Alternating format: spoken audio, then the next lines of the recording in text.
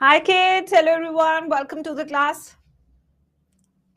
Good morning, good morning, good morning. Good morning बच्चों.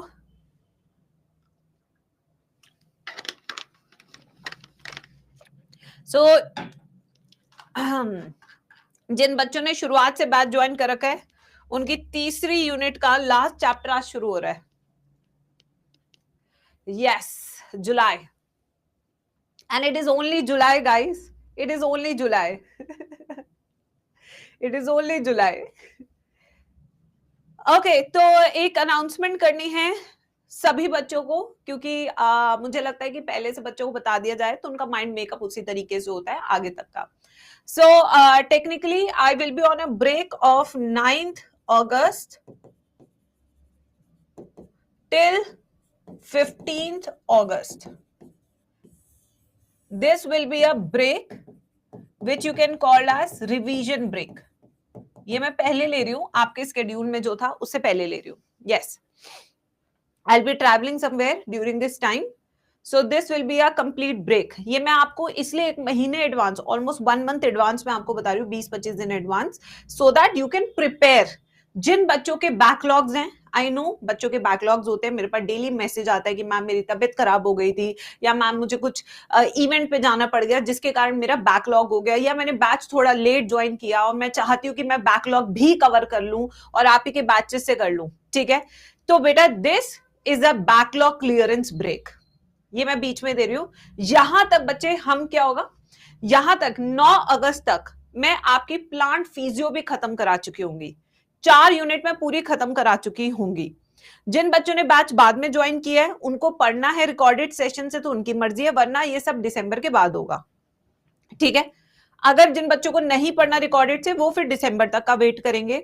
जिन बच्चों को पढ़ना है रिकॉर्डेड से पढ़ना है या जैसे भी आपकी मर्जी हो, मैं आपसे यही कहूंगी कि इस ब्रेक में 12 से 2 बजे तक जो मेरा टाइम है क्लासेस का, इस टाइम पे आप बायो जरूर पढ़े. आइदर यू डू प्रैक्टिस और जिनका बैकलॉग है वो बैकलॉग क्लियर करे. तो इस टाइम पे आप रिवीजन करें. जो भी छोटी छोटी कमियां आपको लगती है, जैसे फैमिलीज, कल हमने फैमिली पढ़ी, मैंने लिखवाया था नोट्स में, but still you were not able to do it. ठीक है, तो ऐसे बेटा हर चीज ऐसे एक बार में नहीं आती, हमें रिवीजन करना होगा, हमें प्रैक्टिस करनी होगी. और कई बार क्लासेस इतनी तेज चल रही होती है बच्चा कोप अप नहीं कर पाता. जैसे कल भी एक बच्चे ने कमेंट लिखा था कि मैम सिलेबस इतनी जल्दी जा रहा है कि मुझे समझ ही नहीं आ रहा कैसे करूं. तो दिस इज योर टाइम बच्चे, this is your time. I am giving you time. इस टाइम पे अगर आपकी फैमिलीज वीक है, फैमिली कीजिए. बायोमोलिक्यूल्स में करा रही हूं, आपको लगता है इसमें आपको और प्रैक्टिस चाहिए तो आप प्रैक्टिस कीजिए. बट 12 से 2 is technically not your leaves, but this is a time which I'm giving you to cover all your backlogs and everything. ठीक है बच्चे, इसलिए मैं आपको 20 दिन पहले एडवांस में अनाउंसमेंट करके जा रही हूं इस चीज की. This is a dedicated break time. Done? क्या आप सभी अपने फ्रेंड्स को बता देंगे, अपने क्लासमेट्स को बता देंगे इसके बारे में? दिस इज वेरी इंपॉर्टेंट बच्चे, कि मैं आपको हमेशा एडवांस में बता के चलूं. आगे का जो ब्रेक है जो आपके स्केड्यूल में दिया हुआ है, मे बी वो ब्रेक ना हो बायोलॉजी का. I will take my classes. ये ब्रेक मैं पहले ले रही हूं क्योंकि इस टाइम पे काफी छुट्टियां हैं. देखो छुट्टियां तो ऑलरेडी है, जैसे रक्षाबंधन की ऑलरेडी छुट्टी है आपकी, 16 तारीख की आपकी जन्माष्टमी की छुट्टी है, 15 अगस्त की आपकी ऑलरेडी छुट्टी है. तो आप बात को समझिए कि ऑलरेडी 3 छुट्टी तो है ही आपकी. मैं यहाँ पे थोड़ी सी और छुट्टी ले रही हूँ कि जैसे मैं भी घुमाऊं और तुम्हारा भी रिवीजन ब्रेक यहीं पे खत्म हो जाए. ठीक है, सो ऑलरेडी 3 छुट्टियां हैं आपकी 16 तक की. 9 को रक्षाबंधन है, 16 को आपका जन्माष्टमी है, 15 को आपका 15 अगस्त है. तो 10, 11, 12, 13, 14 4 छुट्टी मैं और ले रही हूँ, सो दैट कि ये पूरा एक ब्रेक बन जाए तुम लोग के लिए. बट जो सितंबर वाले उसमें कुछ भी इवेंट नहीं है, उसमें कोई त्योहार नहीं है, कुछ नहीं है, तो उसमें फिर वी विल डू स्टडीज. ठीक है, तो बेटा this is the planning. Please ये एक बार नोट कर ले, सब अपने कैलेंडर में फिक्स कर लें इस चीज को. एंड बाय द टाइम हम क्या क्या कंप्लीट कर लेंगे ये भी मैं आपको बता देती हूँ. हम जिन बच्चों ने बाद में ज्वाइन किया, मैं बता दूं, यूनिट 1 में पूरी पढ़ा चुकी हूँ 11th की. यूनिट 2 भी मैं पूरी पढ़ा चुकी हूँ 11th की, जिसमें मैंने फ्रॉग कॉकरोच सब पढ़ाया है. जो एनसीईआरटी में नहीं था वो भी पढ़ाया है सब कुछ. यूनिट 3 हम आज लास्ट चैप्टर कर रहे हैं बायोमोलिक्यूल, जो इस हफ्ते यानी कि मंडे वाला जो अब आने वाला है उसमें मैं खत्म करा दूं, मुझे 5 क्लासेस चाहिए, आज एक हो जाएगी। फिर उसके बाद यूनिट 4 जो इस महीने में हम फोटोसिंथेसिस कर लेंगे और रेस्पिरेशन भी कंप्लीट कर लेंगे, यानी कि यूनिट 4 भी पूरी कंप्लीट 9 अगस्त तक ऑलमोस्ट हो जाएगी। उसके बाद आपकी यूनिट 5 यानी कि आपकी प्लांट ह्यूमन फिजियो शुरू हो जाएगी अगस्त में। हो सकता है कि 9 अगस्त से पहले या 15 अगस्त के बाद आपकी मैं ह्यूमन फिजियो शुरू कर दूंगी, जिससे मुझे 1 महीना लगेगा कंप्लीट कराने में। इसमें आपके 6 चैप्टर्स हैं। फिर आपकी क्लास 12 शुरू हो जाएगी मोस्ट प्रोबेबली 15 या 20 सितंबर के आसपास। ये आपका पूरा स्केड्यूल। तो आपको इस ब्रेक में यहां तक आपको पूरा रिवाइज करना है, पूरा प्रैक्टिस करना है और पूरा बैकलॉग, अगर किसी का बैकलॉग है तो वो भी क्लियर करना है। ठीक है बच्चों, पूरी स्ट्रैटेजी बता के जा रही हूं आप लोग को, इसी के हिसाब से आप बनाइए। ठीक है, इस पूरे ब्रेक को आप अभी से अपना स्केड्यूल लिख लीजिए, एक भी दिन आपका वेस्ट नहीं होना चाहिए। और मैं चाहती हूं आप त्योहार भी इंजॉय करें, रक्षाबंधन है तो आप इंजॉय करें, ऐसा ना करें कि हाय तौबा पढ़ाई पढ़ाई पढ़ाई मुझे करनी है। No no no no, don't do that. ऐसा नहीं होता। आप अपना आधा दिन, अगर आपको फेस्टिवल भी सेलिब्रेट करना है, ईद भी आएगी वो भी सेलिब्रेट करना है, कोई भी फेस्टिवल है आपको सेलिब्रेट करना है तो टाइम दीजिए, बट प्लानिंग करके चलिए। जैसे मैं भी देखिए कितना प्लान करके चल रही हूँ 20 दिन पहले का, है ना। देखिए मैं भी कितना प्लान करके चल रही हूँ ना। मैंने अभी अड्डा को भी पूरा इन्फॉर्म किया है कि ऐसे ऐसे मेरी क्लासेस रहेंगी, आपको भी पूरा इन्फॉर्म कर रही हूँ। तो 20 दिन पहले अगर प्लान कर लेंगे तो प्रोडक्टिविटी कम नहीं होगी, आपको शौक नहीं लगेगा मेरी मैम कहाँ है। ठीक है, चलिए समझ आ गया बेटा। फिजिक्स केमिस्ट्री का आई डोंट नो, मैंने आपसे हमेशा कहा था ना, मैं जब भी छुट्टी लेती हूँ तो मैं अपने बच्चों को ऑलमोस्ट 20-25 दिन पहले बता के ही लेती हूँ। I have always done this. अगर मैं किसी ब्रेक पे जा रही हूँ या कुछ भी कर रही हूँ तो मैं हमेशा अपने बच्चों को 20 दिन पहले बता के जाती हूँ, क्योंकि मैं प्लानिंग से बहुत चलती हूँ। ठीक है, अच्छे से कीजिए। अब आज की क्लास शुरू करेंगे हम बायोमोलिक्यूल्स की। अगर इस टाइम पे आपको कोई डीपीपीज या कुछ भी चाहिए होगा वो मैं आपको आपके टेलीग्राम या यहीं पे प्रोवाइड करा के जाऊंगी, क्लास में ही प्रोवाइड करा के जाऊंगी। ठीक है, चलिए। डीपीपी बेटा तुम्हें सब मिला हुआ है सच बता रही हूँ। चलिए आज के चैप्टर निकालिए, नोट्स नोटबुक्स अगेन गाइस। बेटा मे बी वो फिजिक्स और केमिस्ट्री के टीचर्स आपके डिफरेंट टाइम पे ब्रेक ले। मैं इस टाइम पे इसलिए ब्रेक ले रही हूँ क्योंकि ध्वनि की भी स्कूल की छुट्टियां हैं और मेरे हस्बैंड की शॉप की भी छुट्टी होगी और फिर मैं भी ले लूंगी, तो हम तीनों का एक टाइम निकल जाएगा कहीं पे घूमने के लिए मैं अभी सिंगल नहीं हूं ना, मेरे ऊपर जिम्मेदारियां होती है, तो मुझे थोड़ा सा प्लान करके चलना पड़ता है हम लोगों को कि ध्वनि का स्कूल भी बहुत ज्यादा मिस ना हो और जो रमन की अपनी शॉप है वहां पे भी बहुत ज्यादा छुट्टियां ना हो, क्योंकि उसके भी कॉन्ट्रैक्ट चलते रहते हैं। फिर मेरे पास आप लोग की जिम्मेदारी है, मुझे डॉक्टर्स बनाना रहता है, इसलिए थोड़ा प्लान हम करके चलते हैं। चलिए बच्चों, हेडिंग लिखते हैं आज बायोमोलिक्यूल्स। बहुत आसान चैप्टर है, बहुत ही आसान चैप्टर। इसको अच्छे से पढ़िएगा क्योंकि केमिस्ट्री का पार्ट भी मैं हमेशा कवर कराती हूँ जब भी मैं बायोमोलिक्यूल्स पढ़ाती हूँ। मैम मेरी तो बैंकिंग की बुक्स डिलीवर हो गई है, मैसेज करो। बायोमोलिक्यूल्स, चलिए तो सबसे पहले कोई भी बच्चा जो मुझे बायोमोलिक्यूल्स की डेफिनेशन बता सकता है कि what is a biomolecule which is written in NCERT. हाँ, क्या है बच्चों? Biomolecules, bio means living, molecules तो आप पूरा टाइम केमिस्ट्री में पढ़ते ही है, उसके बारे में तो मैं क्या ही बताऊं। ठीक है, तो बायोमोलिक्यूल्स क्या होते हैं? All the carbon containing compounds in a living system are called as biomolecules. क्या होते हैं बच्चों ये? What are biomolecules? all the dash containing compounds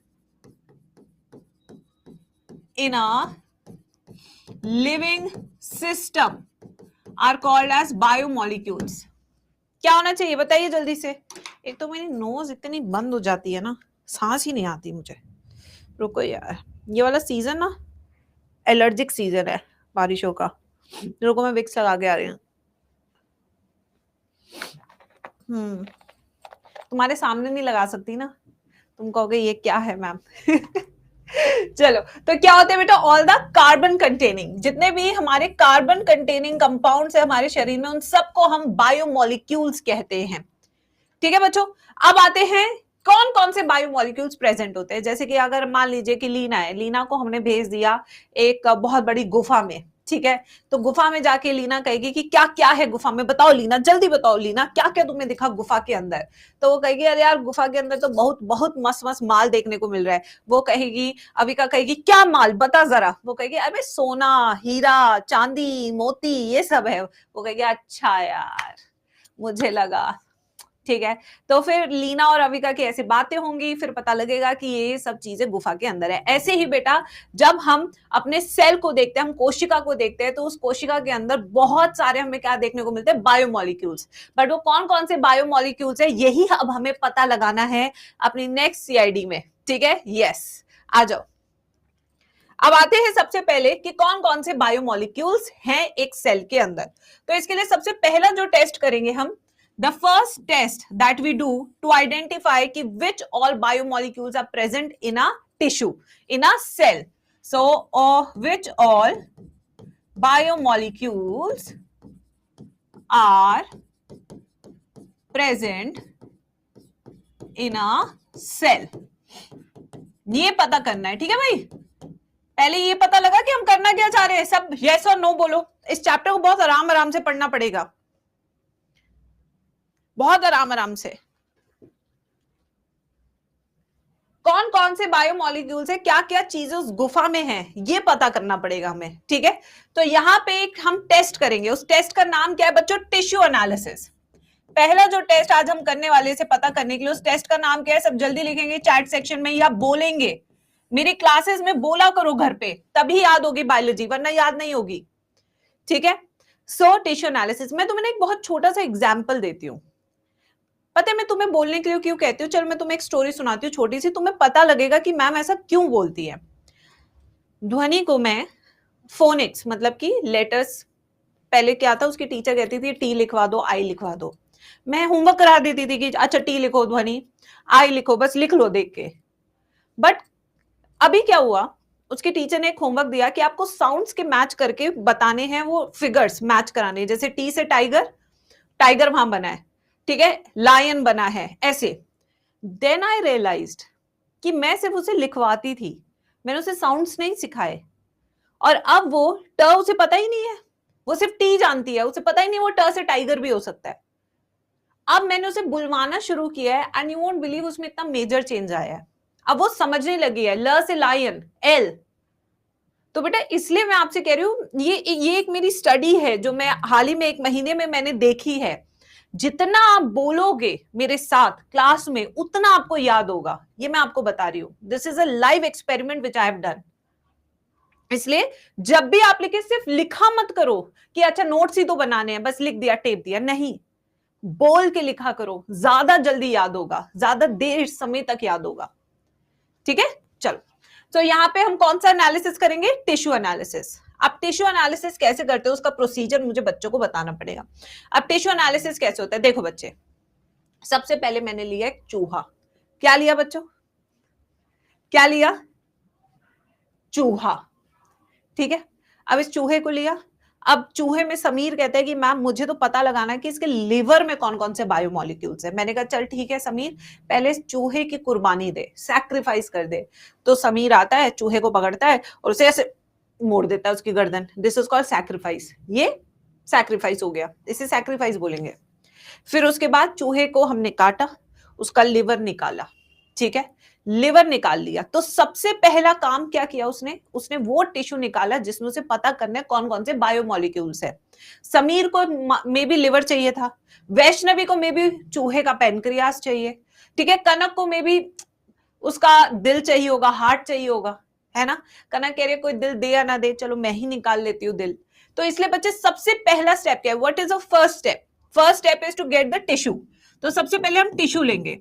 ये टिश्यू हमारा लीफ हो सकता है, ये हमारा पैनक्रियाज हो सकता है, ये लिवर हो सकता है, ये कुछ भी हो सकता है जिसमें आपको पता करना है कौन कौन से बायोमोलिक्यूल्स हैं।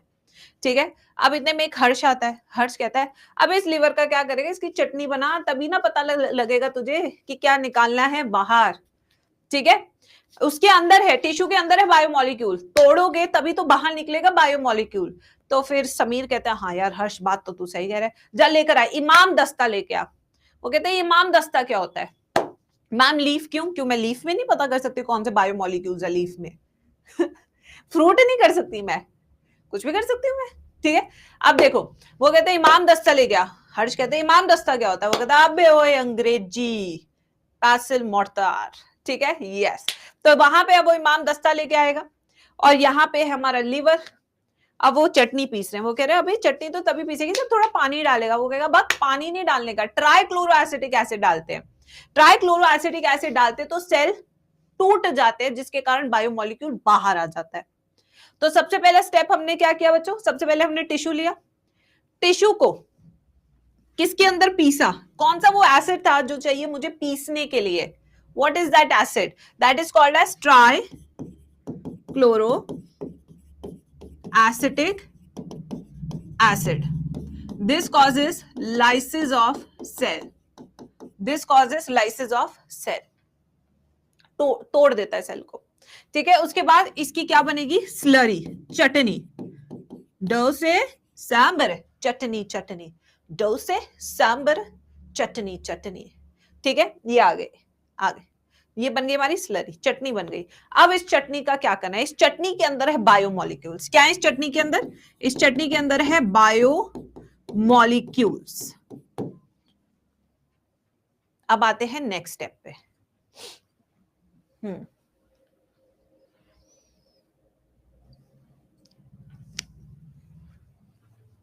अब हर्ष कह रहा है कि तेरी चटनी देख के मुझे मजा नहीं आया, अजीब अजीब फटी फटी सी लग रही है तेरी चटनी।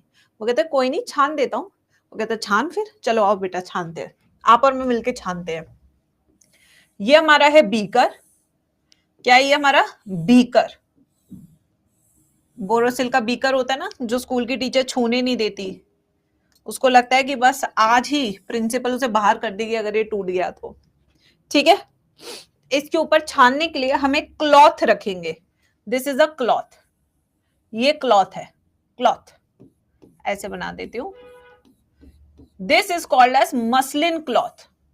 ये वही क्लॉथ है जिससे मम्मी हंकर्ड बनाती है। हंकर्ड आपने देखा होगा, मम्मी दही को एक कपड़े में रख देती है और उसे टांग देती है, फिर उसे टप टप टप टप पानी निकलता रहता है। वैसे एक सूती कपड़ा होता है मसलिन क्लॉथ, ठीक है। This is a muslin cloth. ये हमारा बीकर, और इसके ऊपर हमने क्या डाली? स्लरी। क्या डाली हमने? स्लरी। ये हमारी स्लरी यानी कि चटनी डाल दी चटनी। अब देखिए, अब कुछ चीजें तो ऊपर रह गई चटनी के, ये इसके कपड़े के ऊपर रह गई, कुछ चीजें कपड़े के ऊपर रह गई और कुछ चीजें जो है नीचे आ गई। ये देखिए, ये देखिए, देखो बच्चों ध्यान से देखो, जब आप छानेंगे तो कुछ चीजें ऊपर रह जाएंगी, कुछ चीजें नीचे आ जाएगी। डन। अब देखिए, जो चीज फिल्टर होके नीचे आ गई उसको क्या बोलेंगे? ये चीज फिल्टर होके नीचे आ गई, फिल्ट्रेट। क्या होता है फिल्ट्रेट? जो फिल्टर होके नीचे आ जाता है उसे बोलते हैं फिल्ट्रेट। वापस से मैम के साथ, जो चीज फिल्टर होके नीचे आती है उसे क्या बोलते हैं? फिल्ट्रेट। तो यानी कि ये जो ब्लू कलर से है, this fraction will be called as filtrate fraction.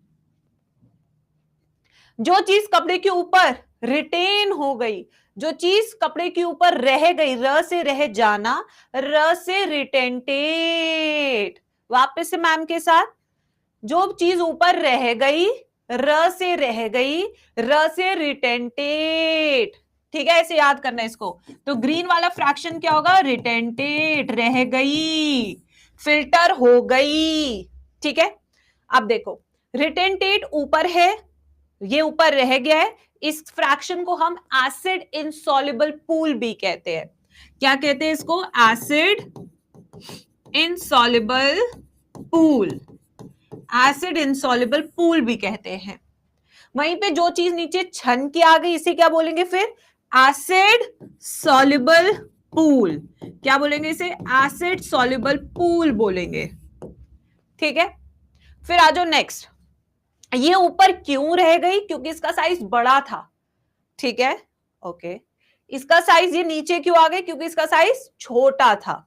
तो यानी कि यहाँ पे जो मॉलिक्यूल्स होंगे वो बड़े मॉलिक्यूल्स है, इन्हें क्या बोलेंगे? Bio macro molecules. क्या बोलेंगे इन्हें? बायो मैक्रो मॉलिक्यूल्स, क्योंकि इनका साइज बड़ा है, ठीक है।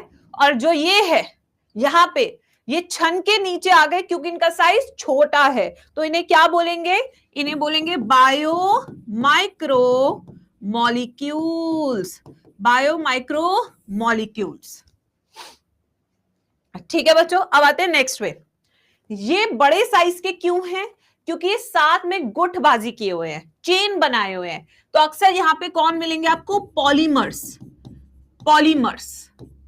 और यहाँ पे वो होते हैं जो सिंगल होते हैं, जो कहीं से भी निकल जाते हैं, कहीं पे भी चले जाते हैं। You know, single people don't have to ask, don't have to plan. मन हो रहा है, चलो सोलो ट्रिप पे चलते हैं। तो ये क्या है? Monomers. Here you will find mostly monomers, ठीक है। अब एग्जाम्पल, चलिए। बेशरम भी होते हैं, ये मुझे नहीं पता, क्योंकि मैं भी अपनी जिंदगी में शादी से पहले सिंगल रही हूं। मैं बेशरम बिल्कुल नहीं थी। आ जाओ, अब एग्जाम्पल्स देखते हैं क्या क्या है। अब देखिए, सबसे पहला, अगर यहां मोनोसैकेराइड है, mono sugar, single unit of sugar, तो ऊपर क्या मिलेगा? जल्दी बताओ आप चैट बॉक्स में सोच के। सारे जवाब मैम थोड़ी देंगी गधो। अगर यहाँ पे मोनोमर यानी कि सिंगल यूनिट मोनोसैकेराइड है, तो इसका पॉलीमर ऊपर क्या मिलेगा? What you can expect in the retented fraction? I can expect here polysaccharide. Polysaccharide. अगर यहाँ पे अमीनो एसिड है, क्या यहाँ पे अमीनो एसिड, तो ऊपर वाले फ्रैक्शन में क्या मिल सकता है? इसका पॉलीमर। अमीनो एसिड का पॉलीमर क्या होता है? प्रोटीन। क्या होता है इसका पॉलीमर? प्रोटीन। अगर यहां मुझे न्यूक्लियोटाइड्स मिल रहे हैं, तो ऊपर वाले फ्रैक्शन में मुझे क्या मिलेंगे? Nucleic acids, like DNA, like RNA. यहां क्या मिलेंगे? Nucleic acids. प्लस इस वाले फ्रैक्शन में और क्या देखने को मिलता है? Inorganic elements. क्या इस फ्रैक्शन में और क्या देखने को मिलते हैं? Inorganic elements. इनऑर्गेनिक एलिमेंट्स जो आपके ब्लड में होते हैं या आपके टिश्यूज में होते हैं, कौन से होते हैं? जैसे सोडियम, पोटेशियम, कैल्शियम, मैग्नीशियम, जिनके बिना आपकी जिंदगी नहीं चल सकती। अगर कैल्शियम की कमी है तो आपको पता है आपकी हड्डियां कमजोर हो जाएंगी। सोडियम की कमी है तो बीपी नीचे आ जाएगा। मैग्नीशियम की कमी है तो आपकी मसल्स में क्या होगा? ऐसे ऐसे कांपेगी आपकी मसल्स, ठीक है। तो कैसे हो गए? जैसे मैग्नीशियम, कैल्शियम, सोडियम, पोटेशियम, ये सारे भी आपको इधर में देखने को मिलेंगे। अब आते हैं नेक्स्ट, स्पैम कहेंगे, स्पैज्म कहेंगे, यस। अब आते हैं, एक उनके बारे में बात करेंगे जिन्हें कहते हैं लिपिड्स। लिपिड्स कहां मिलते हैं? मैं येलो कलर से लिख रही हूं क्योंकि ये थोड़े हटके फटके नखरेबाज हैं। Lipids, lipids. देखो बेटा, लिपिड्स ना होते छोटे हैं, बहुत छोटे, ये आ सकते हैं नीचे, बट ये ना गुटबाजी में बहुत रहते हैं। फैट्स, ये कहते हैं नहीं नहीं हम गुटबाजी बनाएंगे, हम अकेले चल ही नहीं सकते। So they are never leaders, they are always followers, always, ठीक है। तो यहाँ पे क्या है? ये जो लिपिड है ना, ये देखिए, ये एक लिपिड है, बट ये अकेला नहीं, ये साथ में ऐसे गुटबाजी में रहेगा ऐसे। जब ये गुटबाजी में रहेगा तो इसका ओवरऑल साइज क्या हो गया? बढ़ गया या छोटा हो गया? क्या हो गया? इसका ओवरऑल साइज बढ़ गया या घट गया? क्या लगता है तुम्हें? बढ़ गया ना। तो इसका ओवरऑल साइज, इसे क्या कहेंगे? लिपिड एग्रीगेट्स, या इसे बोलेंगे लिपिड वेसिकल्स। अब इनका ओवरऑल साइज इतना बढ़ जाता है कि ये नीचे नहीं मिलते हैं फिल्ट्रेट में। कहां मिलते हैं? रिटेंटेट में। बट मिलने कहां चाहिए थे? ये फिल्ट्रेट में, क्योंकि इनका साइज, अकेले का साइज छोटा है, बट जब गुठ बना लेते हैं तो साइज बढ़ जाता है। इसके कारण ये मसलिन क्लॉथ को क्रॉस नहीं कर पाते हैं, ठीक है बच्चों। तो अब यहां पे इसके बारे में एक लाइन लिखेंगे, lipids have 800 Daltons as molecular weight but still found in retentate fraction. इतना कम मॉलिक्यूलर वेट होने के बाद भी कहां मिलते हैं? रिटेंटेट फ्रैक्शन में. इसलिए ये हो जाता है इंपॉर्टेंट फॉर नीट.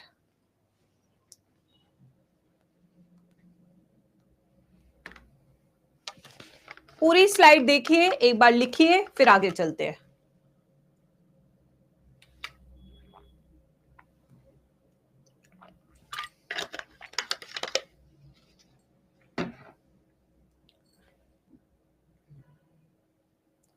नोट्स कैसे लिखे मैम? देखो नोट्स कैसे लिखे? NOTES notes. बस ऐसे लिखते हैं.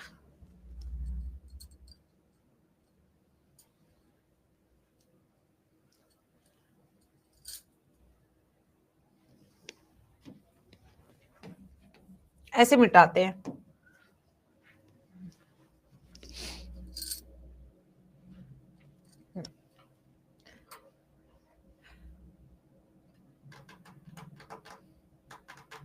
एग्रीगेट्स के बाद क्या लिखा है? वेसिकल्स. वेसिकल्स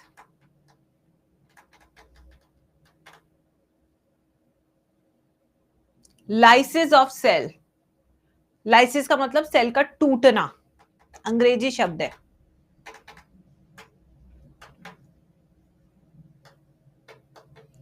चले भाई,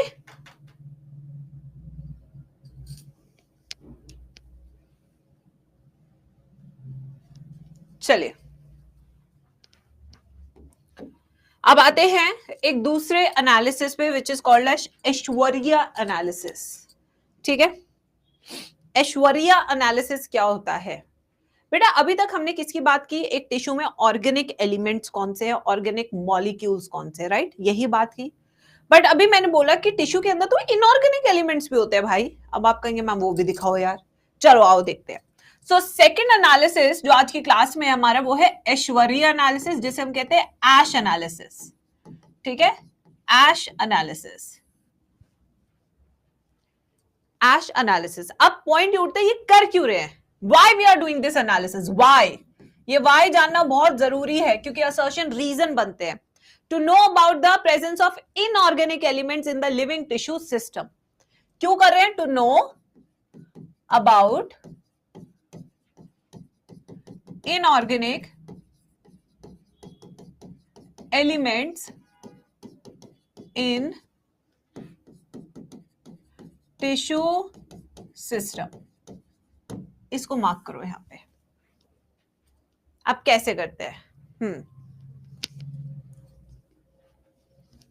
तो सबसे पहले समीर कहेगा कि मैम मुझे तो इस बार पैनक्रियास के बारे में जानना है. मैं कहूंगी निकाल फिर पैनक्रियास, ला चूहा, कर सैक्रिफाइस. तो सबसे पहले क्या चाहिए? टिश्यू. ये टिश्यू कोई भी हो सकता है, जैसे मैंने पिछली स्लाइड पे लिखवाया था. अब क्या हुआ? समीर खाना खाने चला गया, इतने में पीछे टिश्यू सूख गया. ये देखिए, अब वो ड्राई हो गया. अब सवाल उठता है ड्राई क्यों हो गया टिश्यू? जब वो खाना खाने गया तो पीछे से टिश्यू ड्राई क्यों हो गया? ऐसा क्या हुआ? इवेपोरेशन, पानी लॉस्ट हो गया उसमें से. ठीक है, तो यहां पे ड्राई क्यों हो गया? क्योंकि इवेपोरेशन हो गया. तो जब उसने टिश्यू निकाला था समीर ने, तो उस टाइम जो वेट था उसे कहते हैं वेट वेट. क्या कहते हैं उसे? Weight weight. जैसे आजकल के डाइटिशियंस आपको हुतिया बनाते हैं. डाइटिशियंस क्या करेंगे? आपको कहेंगे कि पहले ही हफ्ते में 3 किलो कम कर देंगे, आप 10,000 रुपए दे दो. अब देखो तुम्हारे क्या लोलपंती करते तुम्हारे साथ. देखो ये क्या करते हैं,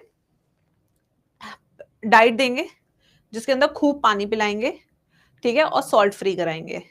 ऑफ कोर्स आपकी बॉडी से पानी निकलेगा, यानी कि आपकी डिहाइड्रेशन हो रही है, ब्लॉटिंग कम हो रही है, आपका वाटर वेट माइनस हो गया और 3 किलो कम हो गया. और आप कहेंगे ताना टनाना टनाना ना ना ना टनाना ना ना ना, ऐसे होता है. ठीक है, तो ये चीज वो पहले हफ्ते में करते हैं. उसके बाद जाके फैट टूटना शुरू होता है. तो जो पहले हफ्ते में, कभी भी दूसरे हफ्ते का रिजल्ट हो ही नहीं सकता, क्योंकि fat metabolism takes time. Bloating निकालना आसान है. ठीक है बच्चों? यस. अब देखिए टिश्यू ड्राई हो चुका है, अब उसका वेट क्या होगा? We call it as dry weight. अब टिश्यू का जो वेट नापेगा समीर, उसको क्या कहेंगे? ड्राई वेट, क्योंकि इसमें से पानी तो उड़ चुका है मेरे लाल, उड़ चुका है। इतने में समीर के पास एक मैसेज आता है अपनी गर्लफ्रेंड का, यार नहीं हो पाएगा। अब उसे गुस्सा आने लगता है। क्या आने लगता है उसे? गुस्सा। वो कहता है जला दूंगा, भून दूंगा। अब यहां पे बर्न कर देगा, ये बर्न, टिश्यू को बर्न कर देगा। ठीक है, पीछे क्या रह जाएंगे? राख, जिसे हम कहेंगे एशेस। ये देखिए, ये हो गई एशेस। फिर वो लास्ट में इन एशेस का भी वेट लेता है, एश वेट कहते हैं इसको। क्या कहते हैं? एश वेट, एश वेट। अब जब बर्न किया था, आपको पता है बर्निंग के लिए ऑक्सीजन चाहिए होती है। I hope you know this. ठीक है, तो जितना भी हमारे पास टिश्यू के अंदर कार्बन था, वो ऑक्सीजन के साथ मिलके कार्बन डाइऑक्साइड बना के बाहर उड़ गया। काला धुआं निकलता है ना जब भी कुछ जलता है, CO2 बन के उड़ गया। ठीक है, और जो ये एश था, एशेस, इसके अंदर आपको इनऑर्गेनिक एलिमेंट्स मिले लाइक कैल्शियम एंड मैग्नीशियम, ये सब आपको मिलते हैं। सो टेक्निकली जो एशेस होते हैं उसमें आपको इनऑर्गेनिक एलिमेंट्स मिलेंगे, क्योंकि जितना भी ऑर्गेनिक मैटर होता है वो ऑक्सीजन के साथ मिलकर रिएक्ट करके हवा में उड़ जाता है। तो जब आप किसी की लाइक बॉडी अगर देखते हैं तो पीछे राख रह जाती है, that is all inorganic material. वो सारी राख इनऑर्गेनिक है, क्योंकि जितना ऑर्गेनिक मैटर था वो तो उड़ गया। ठीक है बच्चों,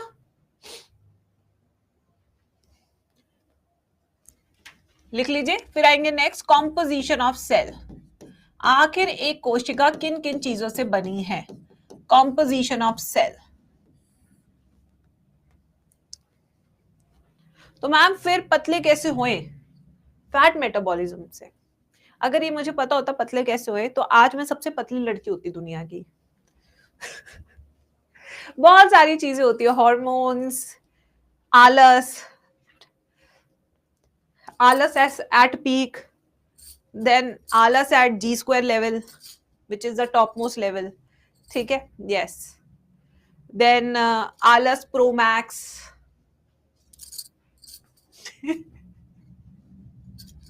तो आते हैं कॉम्पोजिशन ऑफ सेल पे।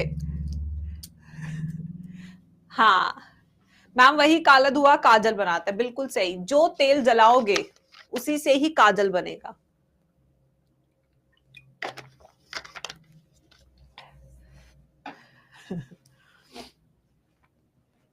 अब आते हैं कॉम्पोजिशन ऑफ सेल पे। तो जैसे कि आपको पता है एक सेल है बेटा, उसके पास प्लाज्मा मेम्ब्रेन होती है, ये उसका न्यूक्लियस होता है, ये उसका अंदर न्यूक्लिक एसिड होता है। आई थिंक इतना तो अब हम सेल चैप्टर में करके ही आए हैं, इतना तो अब सबको पता है ना।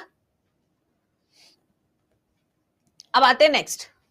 तो सबसे पहले एक सेल के अंदर सबसे ज्यादा अमाउंट में क्या होता है? Cytoplasm, which is the arena of all metabolic activities, जो 70 to 90% ऑफ वाटर से बना होता है। किससे बना होता है साइटोप्लाज्म?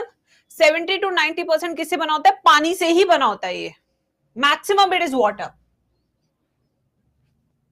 ठीक है, उसके बाद आते हैं नेक्स्ट हमारे प्रोटीन्स पे। जो हमारे एक सेल है उसके अंदर 10 to 15% क्या होता है? प्रोटीन। 10 से 15% प्रोटीन होता है। तो प्रोटीन आपको ज्यादा अमाउंट में खाना चाहिए, क्योंकि these are the building blocks of your body. Then you have nucleic acids like DNA and RNA in your body, in your cell. ये कितना होता है? 5 to 7% होता है, 5 to 7%। इसके लिए फॉस्फेट खाना बहुत जरूरी होता है, फॉस्फेट, फॉस्फोरस। फिर उसके बाद कार्बोहाइड्रेट्स भी होते हैं। कार्बोहाइड्रेट्स जो हमारे कितने होते हैं? 3% होते हैं गाइस, 2 to 3%। कितने होते हैं? 2 to 3% होते हैं कार्बोहाइड्रेट्स। और यही प्रपोर्शन में आपको खाना भी खाना चाहिए when you take a plate. देखो ज्ञान मैं बहुत देती हूँ, फॉलो करना ना करना दैट्स अ डिफरेंट स्टोरी। ज्ञान में अपन कोई कमी नहीं छोड़ते। सो टेक्निकली ये प्लेट का अरेंजमेंट है आपका, and this is the arrangement of food you find in a Japanese food. वो पानी अगर आप देखेंगे वो सूप बोल लेते हैं, यानी कि soupy texture is all water which is almost 70% of the bowl देखा जाए तो। Then they have lot of protein in the form of fish, non veg food, chicken, whatever that's their wish. ठीक है, उसके बाद carbs and lipids are noodles, जो वो थोड़ा सा ऐड करते हैं, एंड दे ईट दैट। तो सोचो कितना अच्छा बैलेंस्ड मील वो खाते हैं बच्चों, देखा जाए तो। फिर आ जाओ हमारे यहाँ पे, अब चले जाओ यूपी। यूपी में क्या है, ठीक है, हॉस्टल में देखती थी मैं बनारस में, या चावल लेंगे, एक पहाड़ चावल, बीच में गोला, फिर उसके अंदर खूब सारा दाल, पानी जैसा, पानी तो हो गया, पानी हो गया, ठीक है। कार्ब्स, कार्ब्स देख रहे हो, एक पहाड़ है, यानी कि 10 to 15% क्या है, पहाड़। फिर उसके ऊपर आलू भाजी, आलू भजिया भी डालेंगे, आलू की जो लच्छा वाली सब्जी होती है, ठीक है, ऊपर से। फिर आप मिलाओ और खाओ। प्रोटीन कहाँ है भाई इस खाने में, वेयर इज द प्रोटीन। रायता तो it's a luxury in hostel, okay. जिस दिन दही मिलती है ना हॉस्टल में, उस दिन गरबा नाइट्स शुरू कर देते हम लोग। कहाँ है इस पूरे खाने में प्रोटीन। दाल वो पानी थी, वो पानी थी गाइस वो तो पानी में कंसिडर हो गई ना। उसके बाद जब ये खा लेंगे तो 8 रोटी और लेकर आएंगे खाने के लिए। अब आते हैं लिपिड्स। लिपिड्स बहुत कम होते हैं। लिपिड्स कितने होते हैं, 1 to 2%। वो भी आपकी लिपिड बाय लेयर में ही देखने को मिलेंगे, वो भी in the form of phospholipids. घी लग रहा, अच्छा तुम हॉस्टल गए कहाँ हो अभी? कोई नहीं बेटा, कोई नहीं, कोई नहीं बेटा, कोई नहीं, आते ऐसे पल होता है, ऐसा ऐसा होता है, कोई नहीं, होता होता होता है।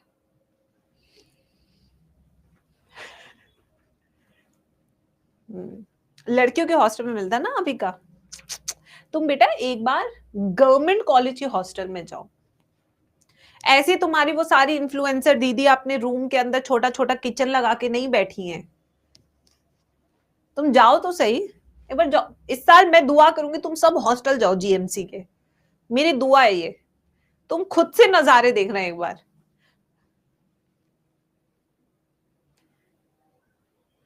चले आगे।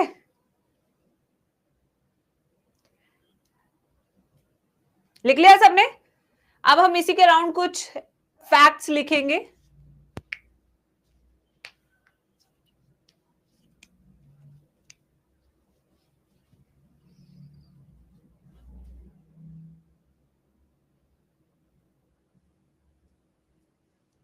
आइए अब आते हैं कुछ चीजें, ये क्वेश्चन एंड आंसर्स है, इंपॉर्टेंट पॉइंट्स लिखिए बच्चे।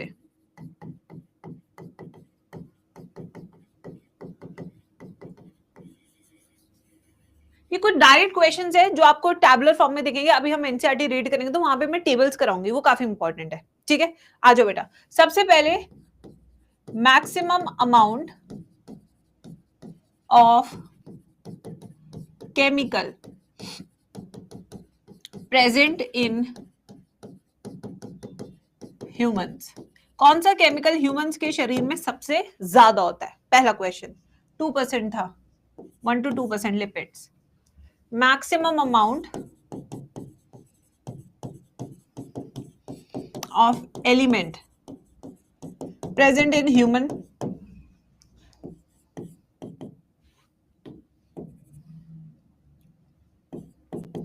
एक्स्ट्रा सेलुलर cation,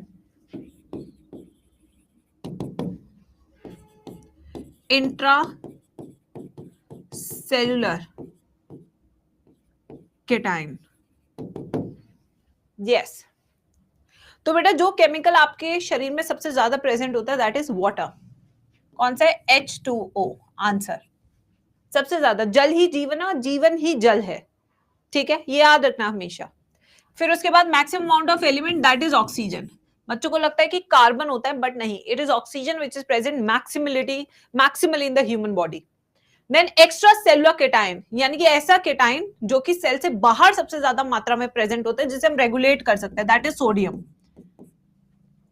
इसलिए नमक सोडियम वाला खाना चाहिए। जो बच्चे सेंधा नमक खा रहे हैं या घरों में बोला जा रहा है सेंधा नमक, let me tell you, after 5 years you will have deficiency of iodine, you will have deficiency of sodium. फिर जितना बकलौल करना है जीवन में, आयुर्वेदा करना है, करते रहना, नेचुरोपैथी जितनी करनी है करते रहना। 5 साल बाद पता लगेगा जब बीपी की गोलियां खाओगे तो। इंट्रासेलुलर केटाइन, जो ऐसा केटाइन जो सेल के अंदर हमेशा ज्यादा होता है, that is potassium. Potassium,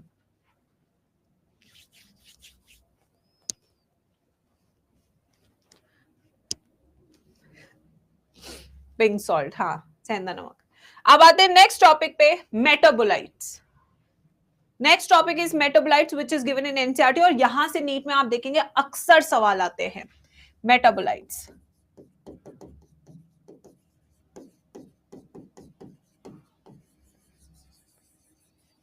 very important, लिख लीजिए इसके आगे। अभी आप जब पीवाईक्यू सॉल्व करेंगे आपको पता लगेगा कि यहां से कितने क्वेश्चन आते हैं। रिपीटेडली हर साल आ रहे हैं यहां से सवाल इसी टॉपिक से। बस मैम ये बात आप प्यार से भी बता सकते थे, डराया का है, बिकॉज डर से ही जीवन चल रहा है।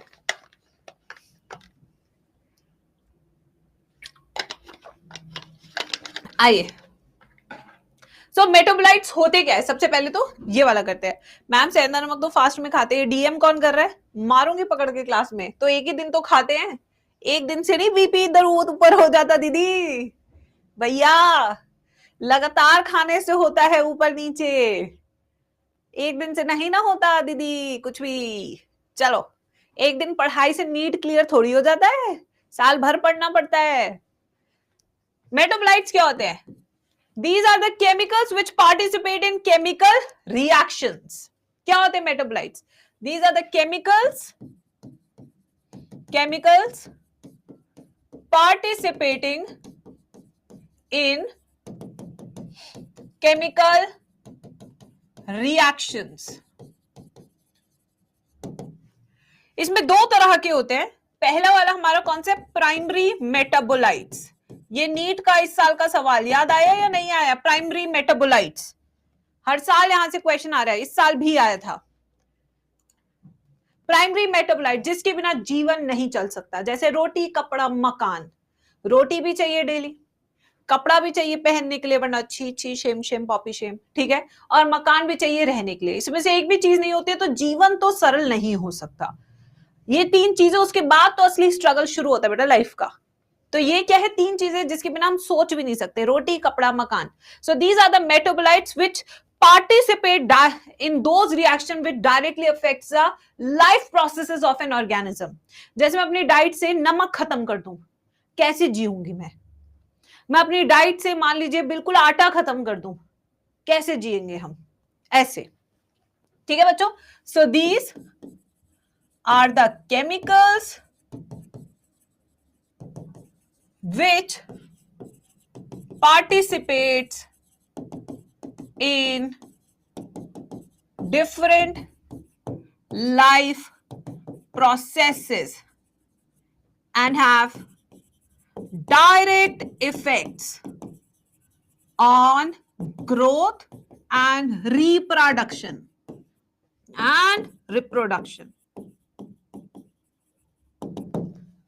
direct effect। सिंस रोटी कपड़ा मकान, चाहे अब आप साउथ इंडिया में रहो, नॉर्थ इंडिया में रहो, ईस्ट इंडिया में रहो या वेस्ट इंडिया में रहो, रोटी कपड़ा मकान सबको चाहिए। तो ये चीज यूनिवर्सल है या यूनिक है, ये बताओ, ये यूनिक है या यूनिवर्सल है? यूनिवर्सल। सो ये जो प्राइमरी मेटाबोलाइट्स होते हैं ये जनरली यूनिवर्सल होते हैं, यूनिफॉर्म होते हैं, यानी कि ये सबको चाहिए चाहिए। एग्जाम्पल्स, जैसे कि अगर प्लांट्स हैं, अगर उन्हें फोटोसिंथेसिस करना है तो क्या चाहिए, क्लोरोफिल चाहिए ही चाहिए। अगर ह्यूमंस की बात करें, एनर्जी चाहिए तो ग्लूकोज चाहिए ही चाहिए, क्योंकि बिना ग्लूकोज की एनर्जी नहीं आएगी भाई काम करने की। ठीक है, जैसे अमीनो एसिड्स प्रोटीन चाहिए चाहिए, because these are the building blocks of a body. फिर आते हैं second metabolites which are called as secondary metabolites. इन्हें मैं अपनी आम भाषा में लग्जरी कहती हूं।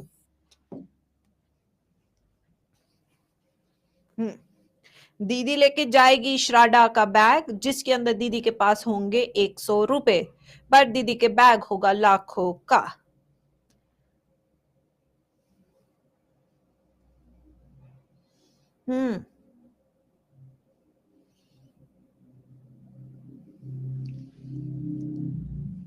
लग्जरी, ठीक है।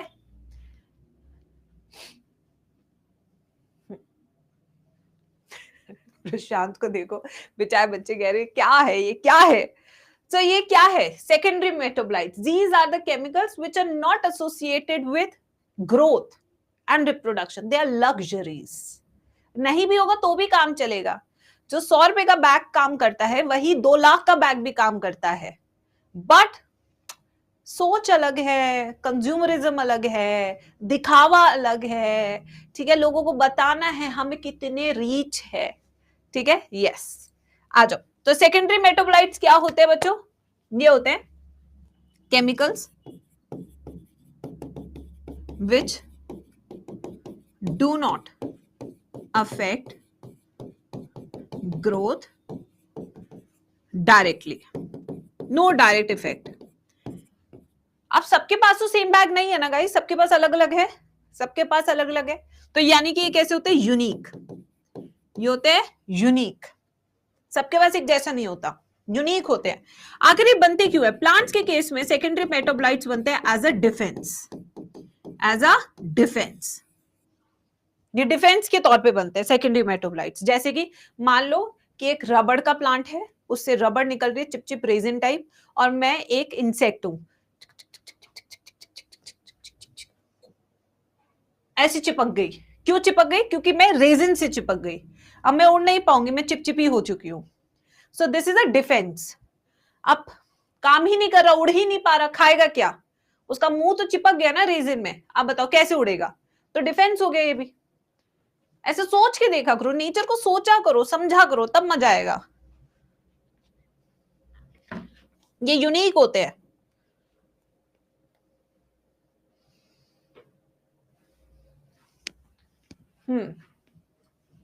ठीक है, डिफेंस के लिए बनते हैं। अब आप कहेंगे मैम और एग्जांपल बताओ, मजा आ रहा है, अब आ जाओ बताती हूँ। जैसे मान लो कि अक्षरा इंसेक्ट है, ठीक है, उसने सामने देखा निकोटिन का पेड़, टोबैको प्लांट देख लिया, ठीक है, उसने एक पत्ता खा लिया,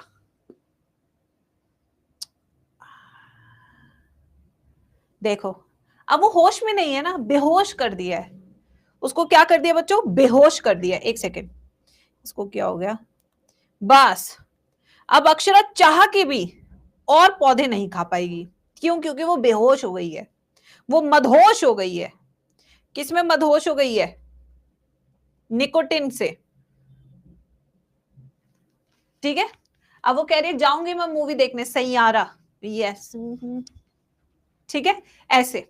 तो यहाँ पे इस तरीके से काम करते हैं। अब इसके बहुत सारे एग्जाम्पल है जो एनसीईआरटी ने टेबल बनाई है, वो हम भी बनाएंगे अपने नोट्स में। तो सबसे पहला है इसमें अल्कलॉइड्स। एक सेकेंड, सबसे पहला इसमें कौन सा है? अल्कलॉइड। अल्कलॉइड्स कौन कौन से हो सकते हैं? जैसे कोडीन, जैसे मॉर्फिन, ये सब अल्कलॉइड्स हैं। जैसे निकोटीन, निकोटीन भी एक अल्कलॉइड है, निकोटीन। ये आगे के चैप्टर जब ह्यूमन हेल्थ एंड डिजीज पढ़ाऊंगी तो ये लाइन एनसीईआरटी की ही है, ठीक है। मॉर्फिन, कोडीन, सारे इन इन इन, ठीक है। मॉर्फिन कैसे काम करता है? मुंडा पेन किलर वर्गा, सारे दर्द मिटा लेंदा। मॉर्फिन क्या है? एनर्जेसिक, पेन किलर की तरह काम करता है। पेन किलर, पेन किलर करते क्या है? जो आपके नर्व एंडिंग्स होते हैं, जहां पे पेन हो रहा होता है, वहां पे जाके क्या करते हैं? उसे नम कर देते हैं, नम, सेंसेशन खत्म कर देते हैं, तो आपको लगता है पेन चला गया, but it is not permanent इलाज। कोडीन, सी से याद रखना है, this is present in cough syrup, इसलिए बच्चे सो जाते हैं तुरंत से इसको लेके। Nicotine act as a adrenaline rush, ये क्या करता है? Nicotine adrenaline rush, this causes adrenaline rush, hyperactive कर देता है इंसान को। जैसे आपने देखा होगा तंबाकू खाते हुए, अब पूरा रात भर ट्रक चलाएंगे, पूरी रात भर गाड़ी चलाएंगे, because that's a adrenaline rush जो आपको सोने नहीं देता है, ठीक है। नेक्स्ट इसमें आपकी कैटेगरी है ड्रग्स। ड्रग्स कौन से ड्रग्स हैं ये? Vinblastine, curcumin. कौन से हैं? Vinblastine, curcumin. विनब्लास्टिन आपकी एंटी कैंसरस होती है, जो विंका रोजिया उससे निकाली जाती है। This is anti cancerous in nature. Curcumin is anti depressant.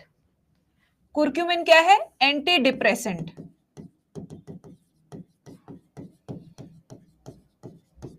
इससे लेने के बाद डिप्रेशन कम हो जाता है। फिर उसके बाद आते हैं तीसरा पिगमेंट्स। पिगमेंट्स में एनसीईआरटी ने 2 लिखे हुए हैं, एक है एंथोसाइनिन और दूसरा कौन सा है, केरेटिनॉइड्स। एक कौन सा एंथोसाइनिन, एंथोसाइनिन और केरेटिनॉइड्स। एंथोसाइनिन एक ऐसा पिगमेंट है विच इज वाटर सॉल्युबल, ये वाटर सॉल्युबल पिगमेंट होता है, जबकि केरेटिनॉइड्स विटामिन ए बनाते हैं, और विटामिन ए क्या होता है, फैट सॉल्युबल विटामिन। तो याद रखना कि ये जो विटामिन है, ये जो पिगमेंट है, ये भी फैट सॉल्युबल इन नेचर होता है, फैट सॉल्युबल। ठीक है मैम, फिर तो इनके साइड इफेक्ट्स भी होंगे। किसके साइड इफेक्ट्स नहीं है बेटा, आप बताओ। सब चीजों के साइड इफेक्ट्स हैं। पोहा खाना, आजकल तो इंस्टाग्राम खोलो, पोहा सुबह सुबह मत खाइए, जहर से भी खराब है। अबे मैंने जहर ही टेस्ट नहीं किया है, हाउ वुड आई नो कि जहर से खराब है। ऐसे ऐसे हुक लाइंस बनाते हैं इंस्टाग्राम। चलो कोई नहीं। फिर आते हैं एसेंशियल ऑयल्स, ब्यूटी के लिए एसेंशियल ऑयल्स। आजकल इसका मार्केट काफी अच्छा चल रहा है, दुबई से मंगाते हैं एसेंशियल ऑयल्स। ये लड़कियां जो हैं अपने स्किन केयर रूटीन में डालती हैं खूब सारा चमकाने के लिए, फिर भी लड़का वही मिलना है जो इनकी किस्मत में है। मम्मी मार के शादी करा दी, अरेंज मैरिज, लगा लो जितना ऑयल लगाना है। कौन सा ऑयल है बच्चों, लेमन ग्रास ऑयल। कौन सा बच्चों, लेमन ग्रास ऑयल।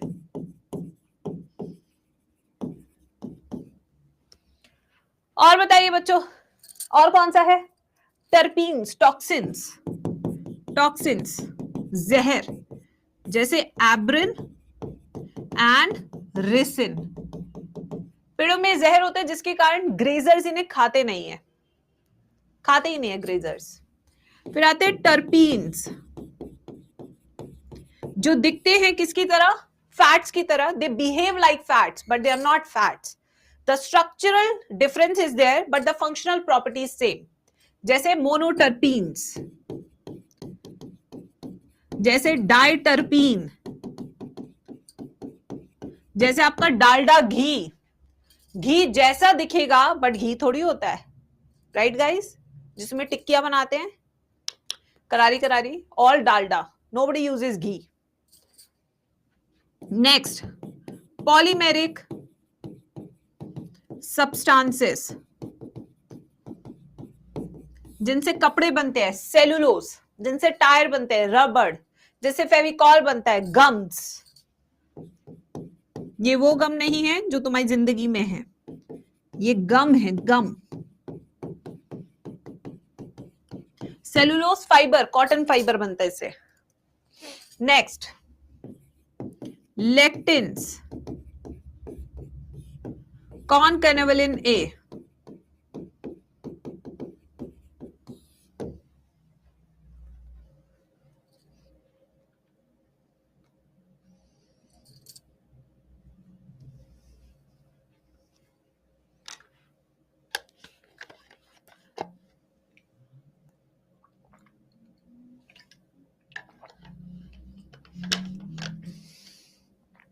चले आगे।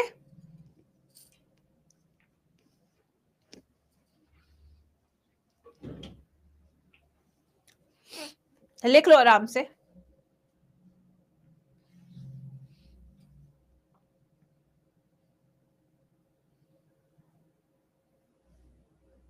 अब केमिस्ट्री पढ़ाएगी मैम तुम्हें।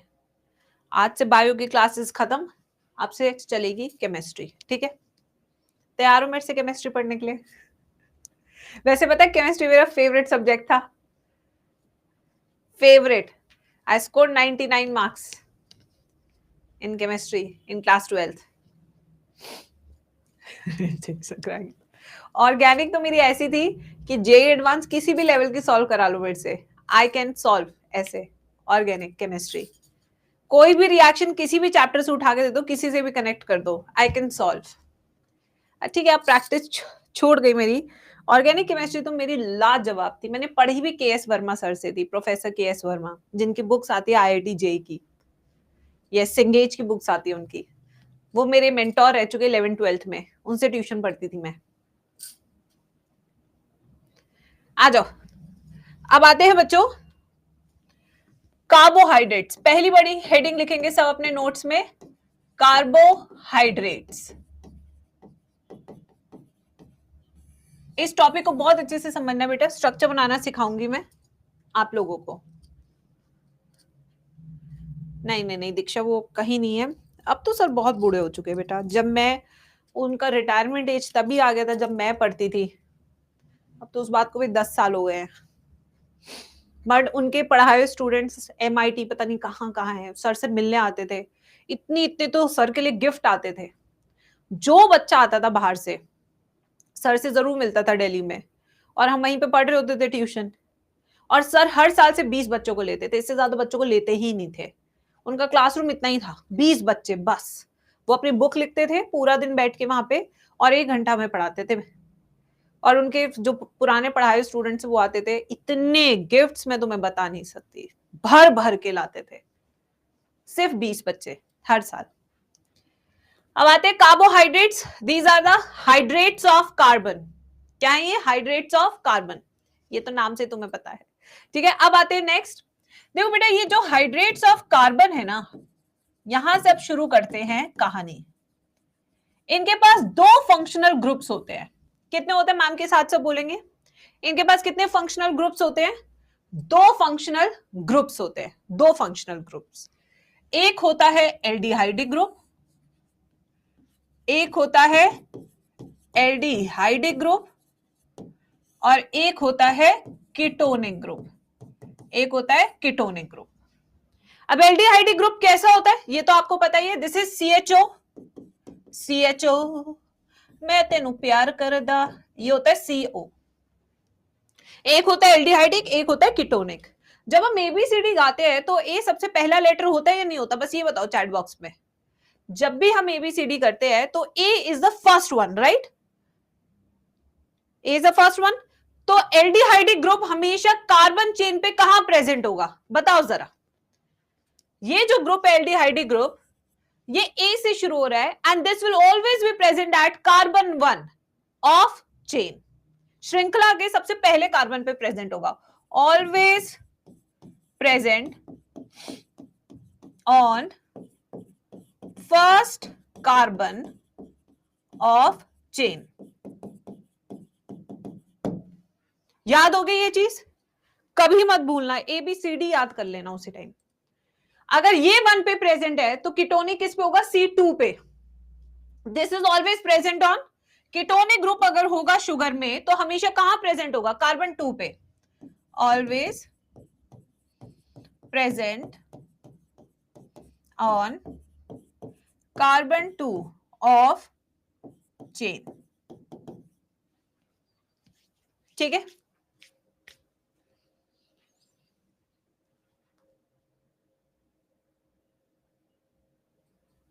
आज हम नेक्स्ट पे चलते हैं, टाइप्स ऑफ शुगर। उससे पहले एक टेस्ट भी बताऊंगी। नेक्स्ट स्लाइड पे लिख लो इतना। अब मुझे थोड़ी स्लाइड बड़ी चाहिए समझाने के लिए। Always second. Yes Gauri.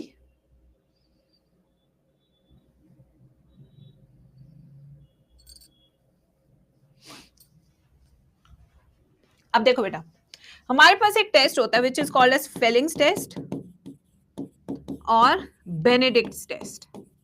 Fehling test और बेनेडिक्ट टेस्ट। ये टेस्ट करता क्या है? ये टेस्ट बताता है कि इस पर्टिकुलर सॉल्यूशन में कार्बोहाइड्रेट है या नहीं। मैंने तुम्हें एक रैंडमली शुगर दिया, और सॉरी सॉल्यूशन दिया। मैंने कहा ये लो वंदना, पी लो। आप कहोगे मैम इसमें क्या है? मैं कहूंगी पता लगा ले। तो आप कहोगे ठीक है मैम मैं पता लगा लूंगी, डोंट वरी। तो इसके अंदर फेलिंग और बेनेडिक्ट सॉल्यूशन डाला। जैसे वो सॉल्यूशन डाला इसका कलर चेंज हो गया। वो कहेंगे ग्लूकोज का पानी दे रखा है ना कैंपा कोला बोलती रहती हो। ये क्या है? ग्लूकोज का पानी। ऐसे पता लगाते हैं हम कि सॉल्यूशन में शुगर है या नहीं। चलो आ जाओ। तो फेलिंग और बेनेडिक्ट टेस्ट क्या बताता है?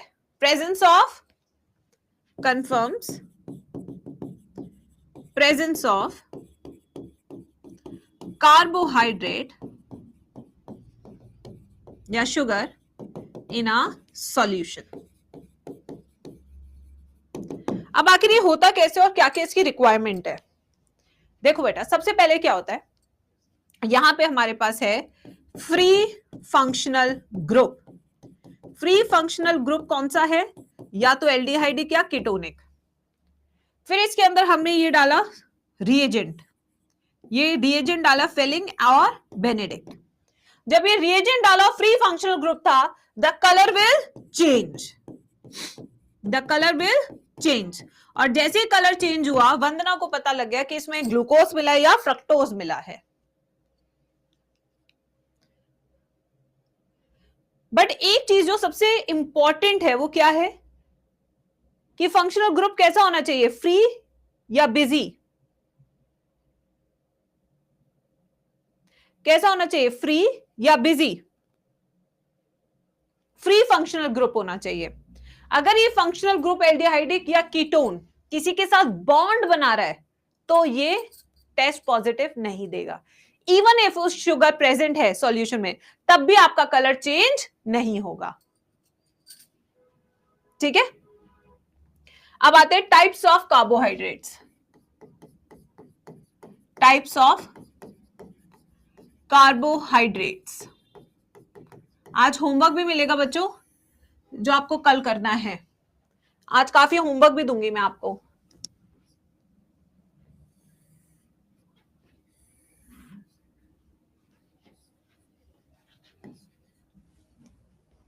आइए,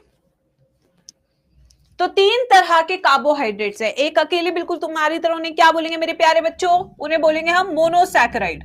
mono means single, saccharide means sugar. इन्हें सिंपल शुगर भी कहते हैं। Mono means single, saccharide means sugar, sugar. Oligosaccharide, oligo means few, saccharide means sugar, यानी कि few sugar. Polysaccharide, poly means many, saccharide means sugar, many sugar.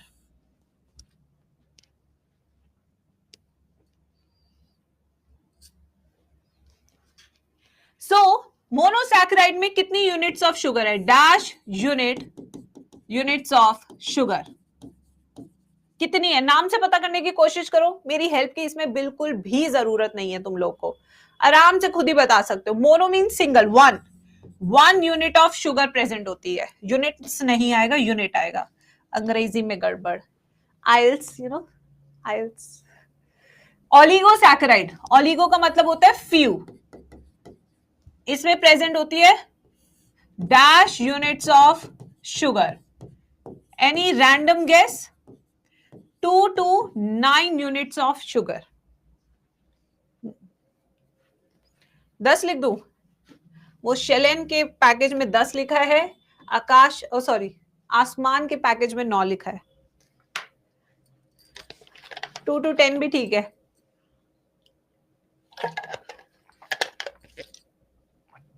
NCERT ने तो ये सब दिया ही नहीं है, तो ये पैकेज में कुछ भी लिख देते उठा के। फिर आते हैं polysaccharide. This is more than 10 units of sugar. काफी बड़ा मॉलिक्यूल होता है ना ये।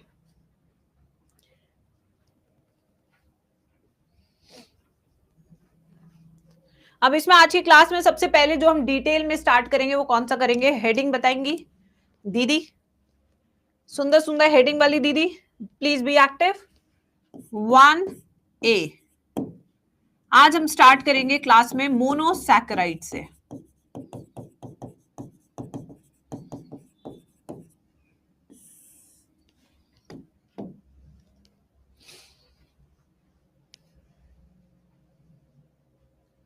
सबसे पहले इनका फॉर्मूला देखते हैं।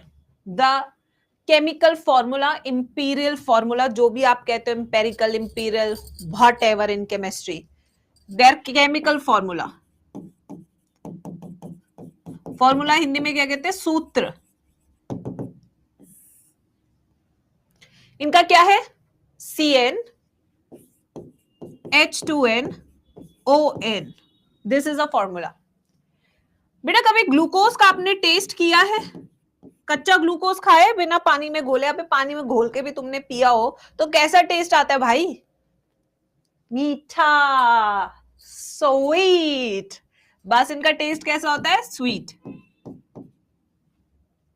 ठीक है, अब यहां पे आते हैं, ये सारे के सारे सिंगल है ना बच्चों, या किसी के साथ बॉन्ड बनाया हुआ है इन्होंने? अभी ट्रू एंड फॉल्स पूछने वाली हूं मैं तुमसे, ये सारे सिंगल है या किसी के साथ बॉन्ड बनाया है? सिंगल है, यानी कि इनका फंक्शनल ग्रुप फ्री है या किसी के साथ जुड़ा हुआ है, नैन मटक्का कर रहा है? किसी के साथ नैन मटक्का चल रहा है, नहीं चल रहा है, या फ्री है? बिल्कुल फ्री फंक्शनल ग्रुप है। अगर फ्री फंक्शनल ग्रुप है यानी कि फेलिंग टेस्ट पॉजिटिव देगा या नहीं देगा, जल्दी बताएंगे सब चैट बॉक्स में। So all monosaccharides have dash functional group, therefore they give dash filling or Benedict test। Complete कीजिए, fill in the blanks.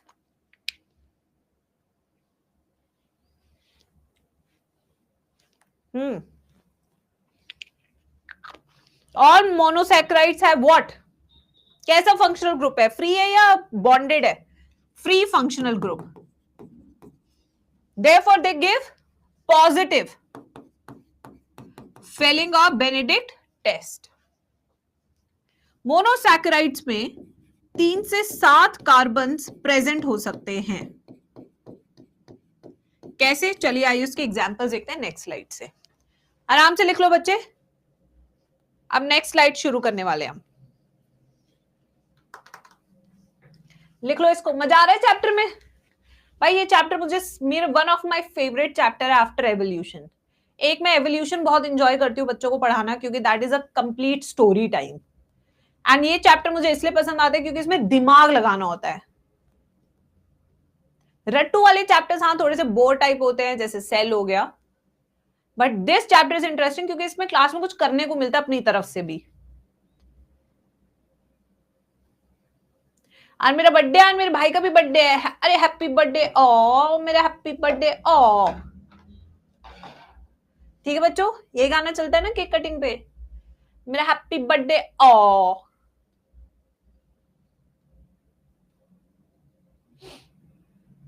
Priyanka मेरा हैप्पी बर्थडे ओ।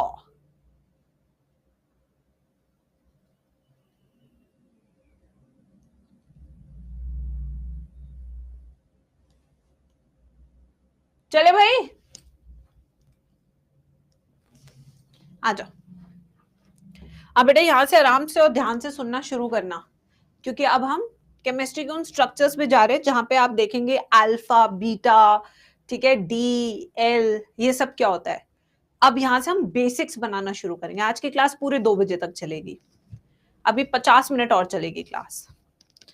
ठीक है, अब देखो बेटा, अब ब्रेक टाइम आ रहा है तो थोड़ी तो क्लास करनी पड़ेगी ना, वरना हम सिलेबस में पीछे हो जाएंगे, और पीछे होना मैम को कभी बर्दाश्त नहीं अपनी लाइफ में।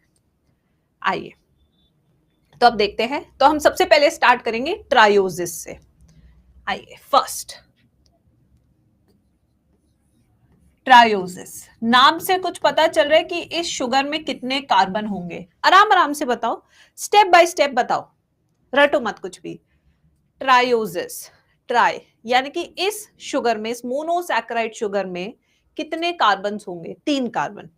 So this is a sugar, this is a sugar of 3 carbons, right बच्चों? राइट, डायग्राम बनाते हैं। 1 2 3, एक और बनाए, 1 2 3। अगर मुझे इसे एल्डिहाइडिक शुगर बनाना है तो मैं एल्डिहाइड ग्रुप कहां लगाऊंगी? कहां लगाऊंगी एल्डिहाइडिक ग्रुप? C1 पे। Very good Himani, very good Avika, very good, good good good, बोलते चलो। C1 aldehydic, CHO। अगर मुझे इसे कीटोनिक शुगर बनाना है तो मैं कहां लगाऊंगी कीटोन ग्रुप? 1 पे, 2 पे, 3 पे। कहां लगाऊंगी? 2 पे। ये हम पढ़ के आए हैं कि एल्डिहाइडिक ग्रुप हमेशा C1 पे होता है, कीटोनिक ग्रुप हमेशा C2 पे होता है। तो ये हो गया C2 पे ketonic group. Now can we just balance these structures, all the carbons. यहाँ इसकी वैलेंसी कितनी है? 2 और बची है, 2 तो यूज हो गई है, 2 और बची है ना बच्चों? अब देखो क्या लगाएंगे, this is OH, this is H, this is OH and this is H2। हो गया सही बैलेंस? एक बार देख लो, आराम से खुद भी देख लो। यहाँ पे H2 OH OH H2, आराम से देख लो, कोई भी गड़बड़ बता दो।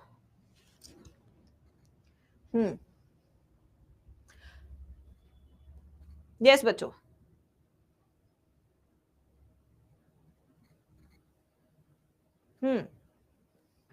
जल्दी बताओ। नो गड़बड़, ठीक है। यहां तक सब मेरे साथ है? यहां तक सब मेरे साथ है या नहीं क्लास में? यहां H2 क्यों लगा? कार्बन की वैलेंसी 4 होती है, 4 बॉन्ड बनाएगा ये, 1 2 3 4। केमिस्ट्री बेटा, केमिस्ट्री, केमिस्ट्री। मैम YH, यहां H क्यों है? 1 2 3 4, वैलेंसी 4, ठीक है। चलो अब देखिए इधर, अब इसका नाम क्या है? इसका नाम देखना है हमें।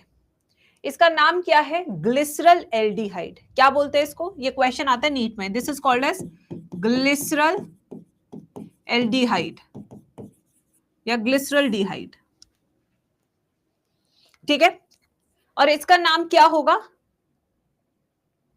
डाई हाइड्रोक्सी, दो OH है, डाई हाइड्रोक्सी कीटोन या एसीटोन। क्या नाम होगा इसका? Dihydroxy acetone.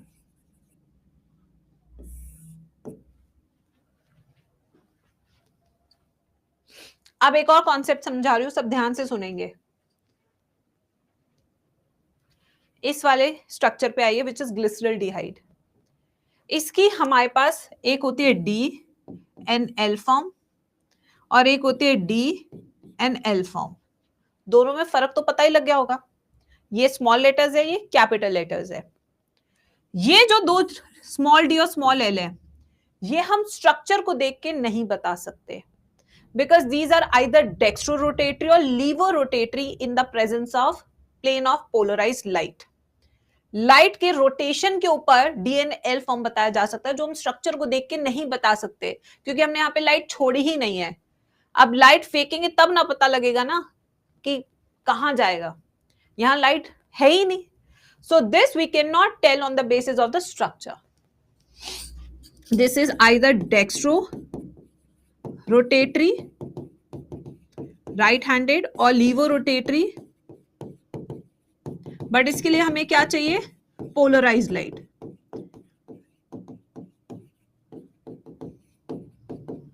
जो हम स्ट्रक्चर देख के नहीं बता सकते। तो यानी कि जो स्ट्रक्चर देखकर हम बता सकते हैं कि व्हाट इज द अरेंजमेंट, वो है capital D and capital L। Capital D क्या होता है? लास्ट सेकेंड कार्बन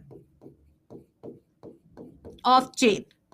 किस पे फोकस करना है इसको बताने के लिए पहले तो ये बताओ, अगर मुझे कैपिटल D और कैपिटल L फॉर्म बताना है तो मैं कौन से कार्बन पे फोकस करूंगी?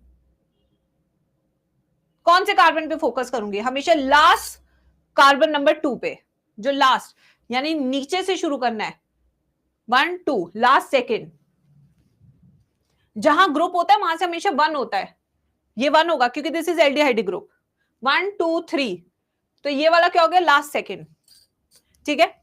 अगर इसमें OH राइट साइड है तो वो D फॉर्म कहलाएगा, अगर इसमें OH लेफ्ट साइड है तो वो L फॉर्म कहलाएगा। तो कोई मुझे बता सकता है जो ये मैंने स्ट्रक्चर बनाया, दिस इज D ग्लिसरल डिहाइड और L ग्लिसरल डिहाइड? बताइए जल्दी से, on the basis of structure.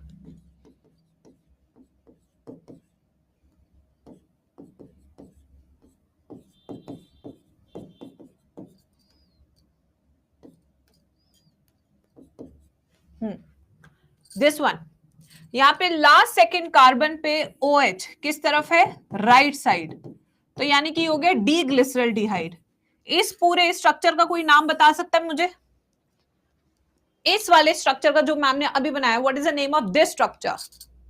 बिल्कुल बनाना है जी सनी पाजी, पाजी रे पाजी, सब कुछ बनाना है जो मैम बोर्ड पे बना रही है। क्या नाम है इस स्ट्रक्चर का? इसके लास्ट सेकंड कार्बन पे देखेंगे तो OH is on left side, this is L glyceraldehyde.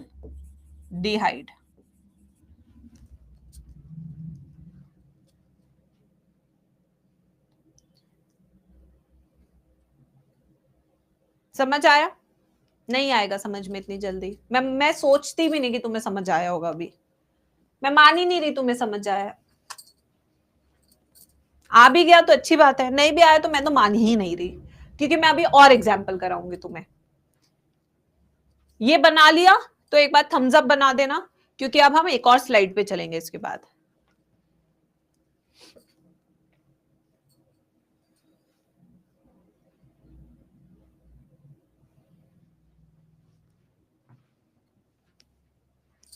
अब आते हैं नेक्स्ट। अब हम आएंगे सेकेंड टाइप पेंटोसिस शुगर पे। Pentoses, can anybody tell me on the basis of the name कि how many carbons will be present in this particular molecule और compound? नहीं आया? मैं तो कह रही हूं आएगा ही नहीं। 5 कार्बन की अगर शुगर है तो उसे पेंटोस शुगर कहते हैं, राइबोस शुगर कहते हैं। पेंटोस का एग्जाम्पल क्या आपका? राइबोस शुगर जो आपको आरएनए डीएनए में मिलती है। आइए बच्चों, पहले 5 कार्बन बनाते हैं। एल्डिहाइडिक ग्रुप कहां पे लगाऊं? एक बार बता दीजिए, कहां बनाऊं एल्डिहाइडिक ग्रुप? CHO।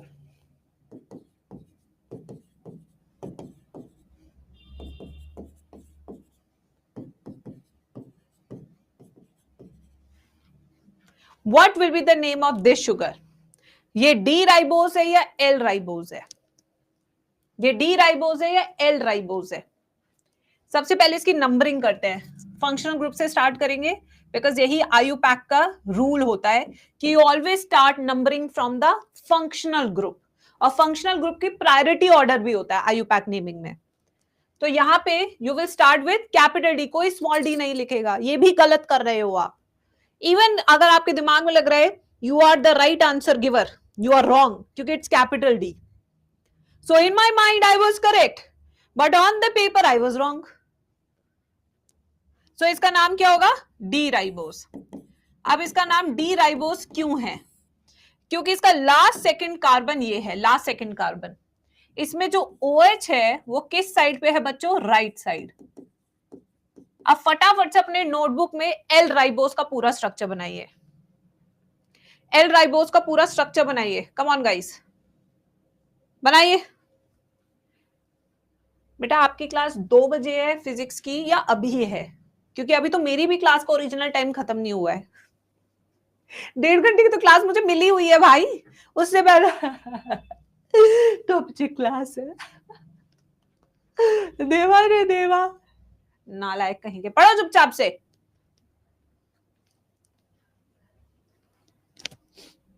फटाफट से सब एल राइबोस बनाएंगे कॉपी में, फिर मैं स्ट्रक्चर बनाऊंगी एंड यू विल मैच।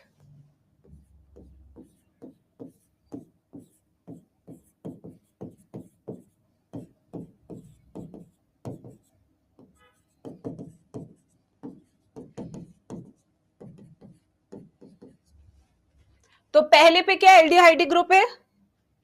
1 2 3 4 5। इसके लास्ट सेकंड कार्बन पे अगर आप देखेंगे OH कौन सी साइड है? Left side. So this will be called as L ribose sugar. आप बताइए डी और एल फॉर्म समझ में आया नहीं आया? अभी सिर्फ सब मुझे ये बताएंगे कि डी एंड एल फॉर्म समझ में आया नहीं आया, बाकी की चीज तो अभी मैं पढ़ाऊंगी।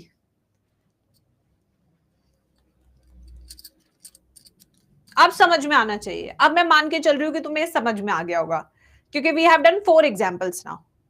ठीक है, 2 पहले 2 अभी। अब आते हैं नेक्स्ट स्टेप पे, which is called hemiacetylation. यहां पे लिखेंगे सब heading hemiacetylation. This is a process by which you will get ring structures. ये वो प्रोसेस है जिससे आपके रिंग स्ट्रक्चर्स बनते हैं. मैम राइबोस में तो कीटोन होता है ना? नहीं नहीं, एल्डिहाइडिक होती है. कीटोनिक शुगर सिर्फ फ्रक्टोज होती है, वो भी 6 कार्बन की होती है, जो हमारे ब्लड में प्रेजेंट नहीं होती है, स्पर्म में प्रेजेंट होती है, सीमेन में.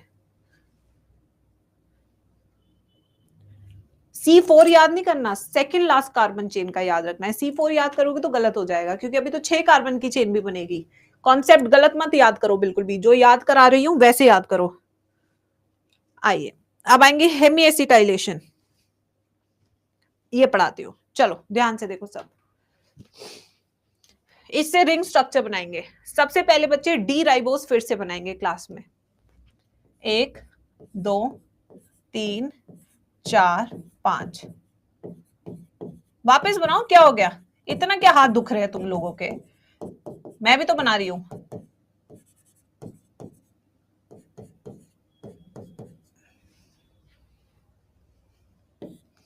ये क्या है? Functional group. 1 2 3 4 5. सबसे पहले इसका नाम लिखेंगे डी राइबोस. अब सब ध्यान से देखेंगे, सब पेन पेंसिल सब छोड़ देंगे, क्योंकि अब मैम कॉन्सेप्ट समझा रही है.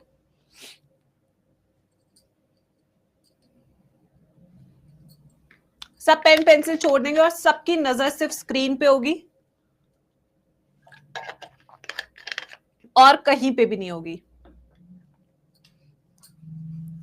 ठीक है बच्चों? डी राइबोस कोल्ड प्ले के कॉन्सर्ट में गया था. ठीक है, बहुत मजे कर रहा था. ये जो ऑक्सीजन है सेकेंड लास्ट कार्बन का, ये बहुत इलेक्ट्रोनेगेटिव है, इसको उछलना बहुत पसंद है. ठीक है, इसने सोचा कि मैं इस वाले कार्बन के साथ, फंक्शनल ग्रुप के कार्बन के साथ भी जोड़ा बना के रह सकता हूं. ठीक है, ये कोल्ड प्ले के कॉन्सर्ट में गया. वहां पे ये अपनी बीवी को नहीं लेके गया, बीवी घर पे ही है. तो इसने सोचा कि मैं कहीं और टाका फिट कर लूं. तो ये जो ऑक्सीजन है, ठीक है, ये ऑक्सीजन नालायक फंक्शनल ग्रुप के कार्बन के साथ बॉन्ड बना रहा है. और यही चीज सबको नजर आने लगी जब स्क्रीन पर ये चीजें दिख गई.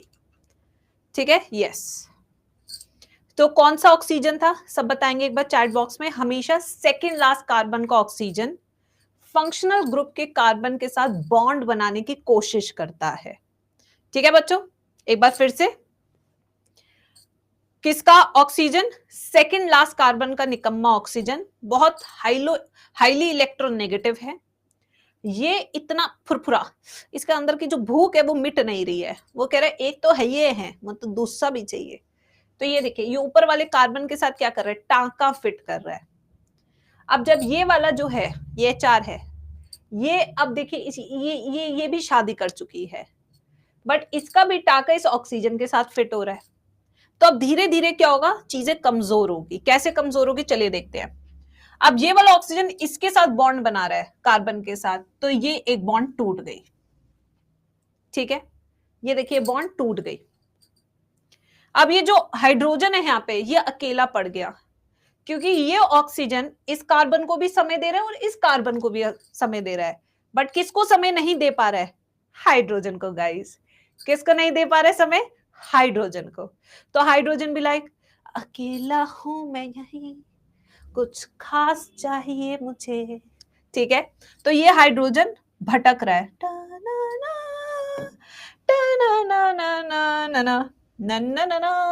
भटक रहा है. कह रहे यहां जगह नहीं, यहां जगह नहीं. ओह, यहां जगह है. यस गाइस, यहां जगह है. इसको, इस हाइड्रोजन को अकेलापन दूर करने के लिए ऑक्सीजन के साथ चला गया. This is how the entire bond system is stabilised. एक बार चेक कर लेते हैं गाइस, देखो कैसे. ये देखो, ये कार्बन की 4 वैलेंसी है. 1 बॉन्ड, 2 बॉन्ड, 3 बॉन्ड, 4 बॉन्ड. क्या ये स्टेबल है? बोलो यस और नो. क्या ये स्टेबल है वाला carbon? Is this second last carbon stable? Yes और नो. 4 बॉन्ड होती है ना, बना दी. ऑक्सीजन कितनी बॉन्ड बनाता है? 2, एक बॉन्ड और ये दूसरी बॉन्ड। क्या ये वाला ऑक्सीजन स्टेबल है या नहीं? यस और नो, बताइए बताइए गाइस, बताइए बताइए। ठीक है, ये वाले कार्बन की कितनी बॉन्ड होनी चाहिए? 4। इस कार्बन की 4 बॉन्ड, 1 2 3 4। क्या ये वाला भी कार्बन स्टेबल हुआ? यस और no?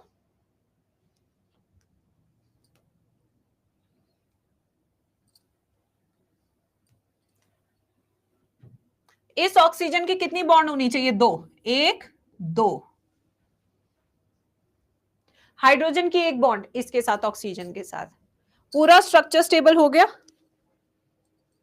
Everyone in the chat section,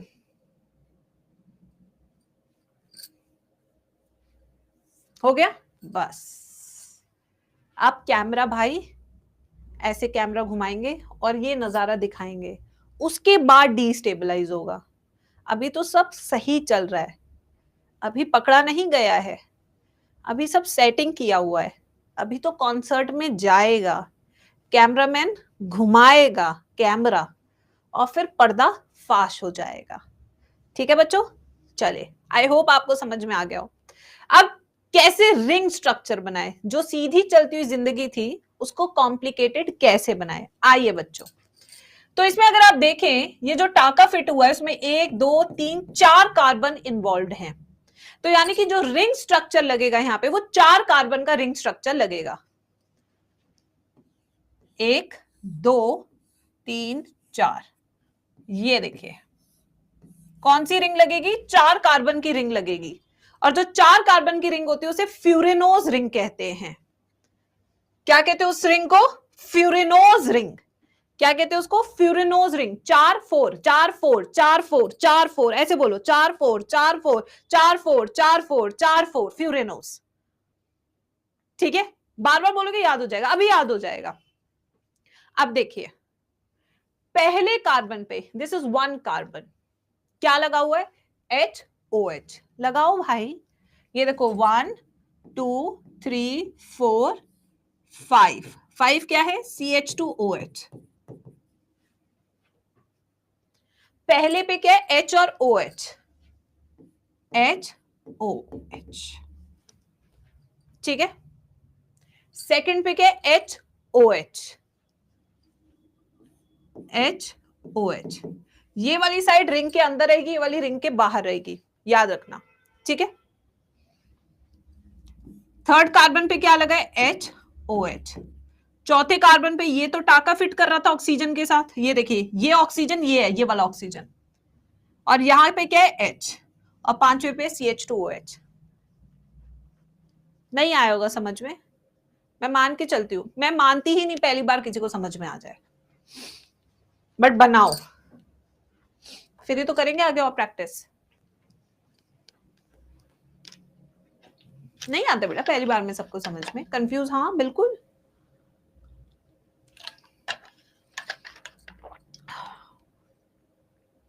हाँ बेटा इशिका, अब देखो बेटा, अभी फिर से बनाएंगे, डोंट वरी। अभी हम ग्लूकोज के स्ट्रक्चर भी बनाएंगे, बिल्कुल मत घबराओ। अभी हमें बहुत कुछ बनाना है और बहुत कुछ होमवर्क भी है आज।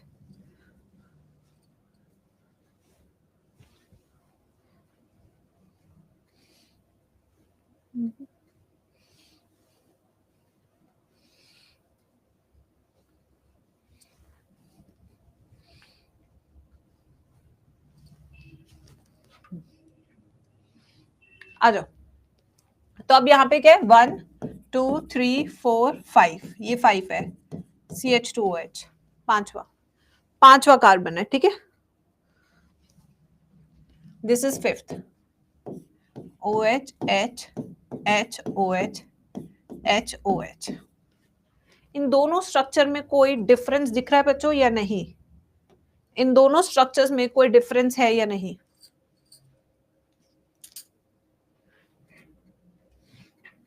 इन दोनों स्ट्रक्चर में कोई डिफरेंस है या नहीं?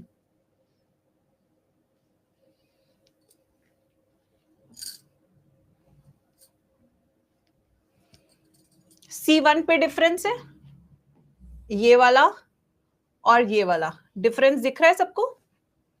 जब C1 पे डिफरेंस होता है तो उन्हें क्या कहते हैं? Anomers. When there is a positional difference on C1 carbon, such molecules, isomers, are called as anomers. लिख लेते इसको. When there is positional difference on carbon 1 of isomers, they are called as anomers. ये आपको chemistry में भी help करेगा. ऐसे isomers को क्या कहते हैं? एनोमर्स. अब ये कौन से एनोमर्स है ये मैं आपको बताती हूं. OH and H, same, different. These are trans. Trans is represented by alpha form. OH, same, cis form represented by beta form. अब इसका पूरा नाम क्या होगा? ये अल्फा डी राइबो फ्यूरिनोज. फ्यूरिनोज से पता लगेगा 4 कार्बन की रिंग है, तो इसका नाम क्या होगा? Beta D ribofuranose. Anomers. So alpha and beta are the anomers. Alpha beta forms are anomers of each other. इसको बनाओ बेटा. अभी फिर से पूरा प्रैक्टिस करेंगे हेक्सोस शुगर के साथ. ये सब वापस करने वाले हम अभी. सब कुछ वापस होने वाला है. अगर नहीं भी समझ में आया बिल्कुल टेंशन मत लेना, अभी सब रिपीट कराने वाली हूं मैं फिर से फ्रेश स्लाइड पे. स्टेप बाय स्टेप कराऊंगी. बिल्कुल बिल्कुल परेशान मत होना क्लास में. ये बेटा डायग्राम करने बहुत जरूरी है, वरना मैं आपको माल्टोज सुक्रोज इन सबके बॉन्ड नहीं समझा पाऊंगी. कोल्ड प्ले क्या होता है मैम? कोल्ड प्ले बहुत अच्छा बैंड है बेटा, म्यूजिक बैंड. बहुत अच्छे अच्छे गाने गाए उन्होंने. अभी हाल ही में वो हमारे देश में भी आए थे अपनी गर्लफ्रेंड के साथ, जिनके साथ उनका ब्रेकअप हो गया है.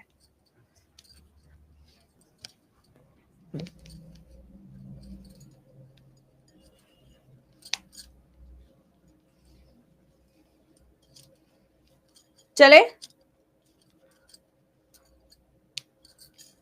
तशिका ही बताया तो है, सेकेंड लास्ट कार्बन देखना होता है उसके लिए. आइए अब नेक्स्ट शुरू करते हैं. Hexose sugar. हेक्सोस शुगर कितने कार्बन होंगे एवरीवन? 6 कार्बन की शुगर होगी ये, 6 कार्बन की. इसमें पहला एग्जांपल आज की क्लास में हम C1 करेंगे. Glucose. Glucose is also called as universal sugar. It is also called as grape sugar, also called as corn sugar. It is also called as blood sugar, also called as aldehydic sugar.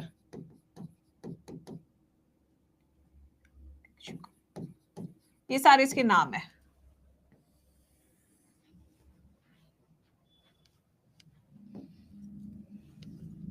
एक, दो, तीन, चार, 5, 6. 1, 2, 3, 4, 5, 6. Ma'am के साथ diagram बनाएंगे सब.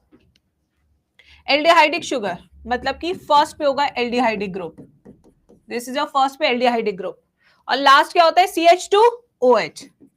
CH2OH, CH2OH. ये हम बनाएंगे L ग्लूकोज, ये हम बनाएंगे D ग्लूकोज. बनाइए. तीसरी उंगली हमेशा गड़बड़. Middle finger is always bad. Do not show to anyone.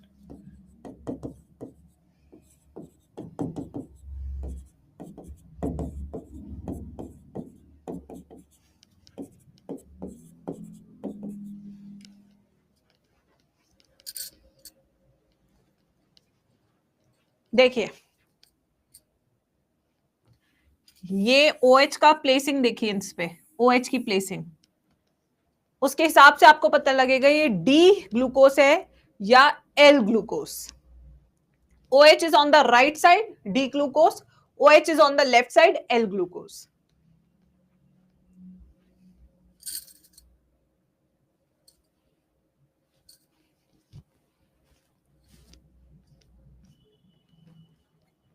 अब आते हैं नेक्स्ट पे। सेकेंड लास्ट कार्बन जो होता है उसका जो ऑक्सीजन होता है वो किसके साथ टाका फिट करता है? कार्बन ऑफ फंक्शनल ग्रुप के साथ। यानी कि इस वाले ऑक्सीजन का, सेकेंड लास्ट कार्बन के ऑक्सीजन का टाका किसके साथ फिट करोगे? फंक्शनल ग्रुप के कार्बन के साथ। अकेला कौन पड़ गया? हाइड्रोजन। ये हाइड्रोजन अपना अकेलापन कहां दूर करेगा? इस ऑक्सीजन के साथ। ये जो डबल बॉन्ड थी अब ये बन जाएगी single bond. This process is called hemiacetylation. ये क्या है? Hemiacetylation. कितने कार्बन रिंग में होंगे? एक बार जल्दी से बच्चे खुद से बताएंगे, गलत बताओ सही बताओ कोई फर्क नहीं पड़ता। कितने कार्बन होंगे रिंग के अंदर? How many carbon in the ring?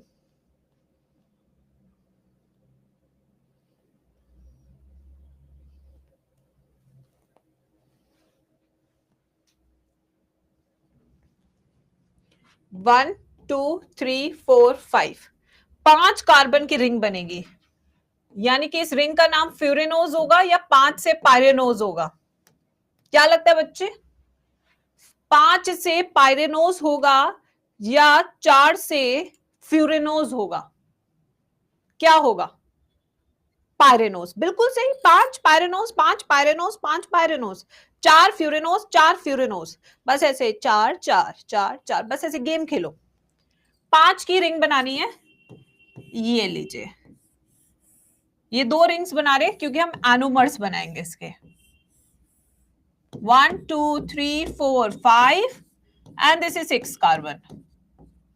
1 2 3 4 5, this is 6 carbon. अगर इसे अल्फा फॉर्म बनाना है, ये अल्फा फॉर्म बनाना चाहती हूं मैं, ये बीटा फॉर्म ट्राई करो। अल्फा यानी कि ट्रांस, यानी कि ऊपर क्या आएगा? H या OH? HOH। बीटा यानी कि सिस, OH H।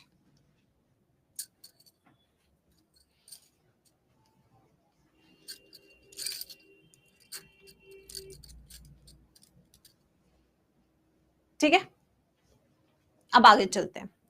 ये वाली साइड रिंग के बाहर फर्स्ट तो हो गया, सेकंड पे अंदर H बाहर OH, थर्ड पे अंदर OH बाहर H, फोर्थ पे H OH, फिफ्थ पे बचा है सिर्फ H। ये सारी चीजें सेम होगी इस वाले पे। ये बिल्कुल समझ आया बेटा, इससे ज्यादा तो मैं नहीं समझा सकती। फिर आप थोड़ी सी ना एनडी सर से हेल्प ले लेना इस टॉपिक के लिए, क्योंकि मैं एक एक चीज स्टेप बाय स्टेप रिपीट कर करके पढ़ा रही हूँ। मे बी बेटा I am not a chemistry teacher. I completely agree कि I am not a chemistry teacher, I am a bio teacher. Maybe I am not that good to teach you chemistry, so you can take a little help from ND sir in this topic. ठीक है,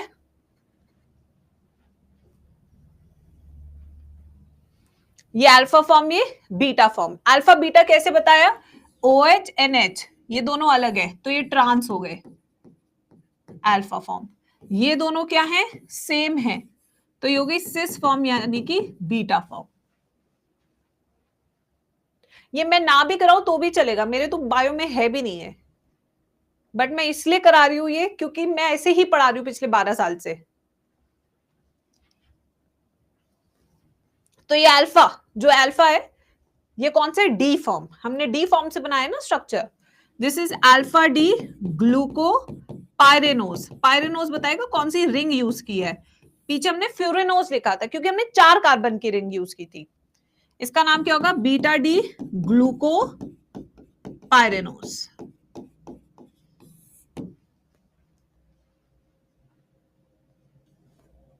अंदर बाहर वाला बता दूं ना, ये देखो, ये वाला जो पार्ट होता है ना, ये वाला, this goes inside ring, goes inside ring, ये रिंग के अंदर जाता है। ये वाला, जहां पे आप रिंग बना रहे हो उसको उल्टा वाला अंदर जाएगा, वो वाली साइड का अंदर नहीं जाएगा।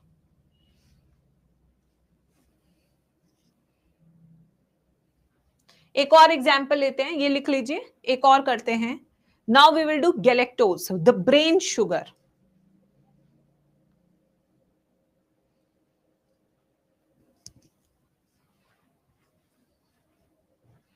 बना लो, वो भी हेक्सोज शुगर ही है, गैलेक्टोज भी, ब्रेन शुगर भी।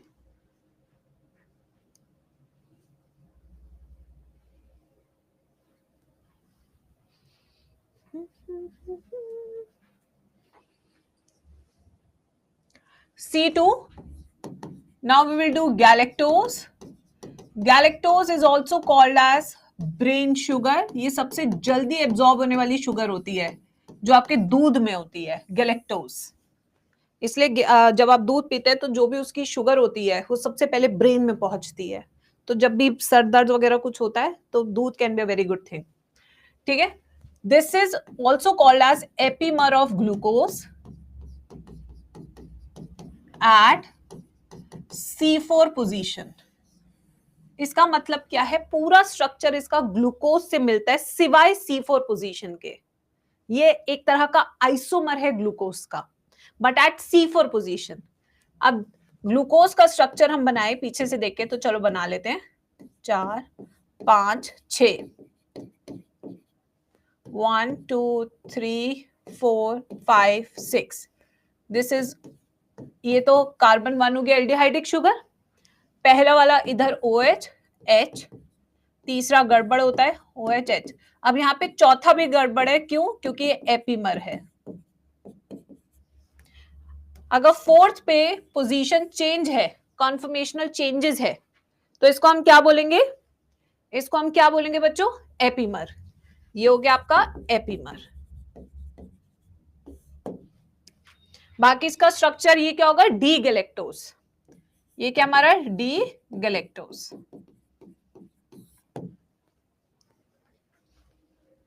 फिजिक्स की क्लास नहीं है? चलो भाई, अब ले लू ना। चलो अब मेरा टाइम है।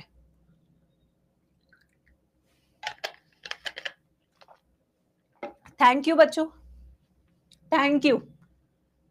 अभी एपीमर समझ में आया सबको?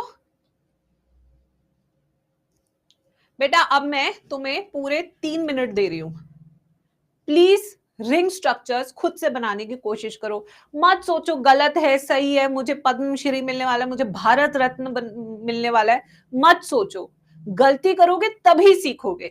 मेरे साथ सीखोगे तो मजा भी आएगा, अकेले नहीं कर पाते बच्चे। तो इसलिए try to make it now, पूरा करो।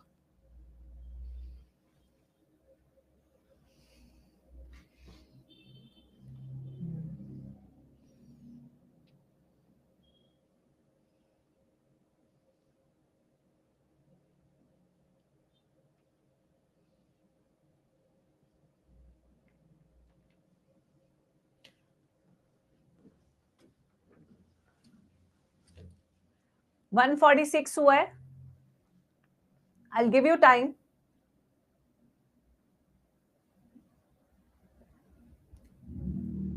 मैम 4 से बनेगा क्या? नहीं, सेकेंड लास्ट कार्बन से ही बनेगा। इससे कोई फर्क नहीं पड़ता ये एपीमर है क्या है, हमेशा ऑक्सीजन सेकेंड लास्ट कार्बन का ही टाका फिट करेगा फंक्शनल ग्रुप के कार्बन के साथ। जो लाइन मैंने याद कराई है, चाहे कोई भी स्ट्रक्चर हो, कुछ भी हो, दिस रिमेन्स द सेम।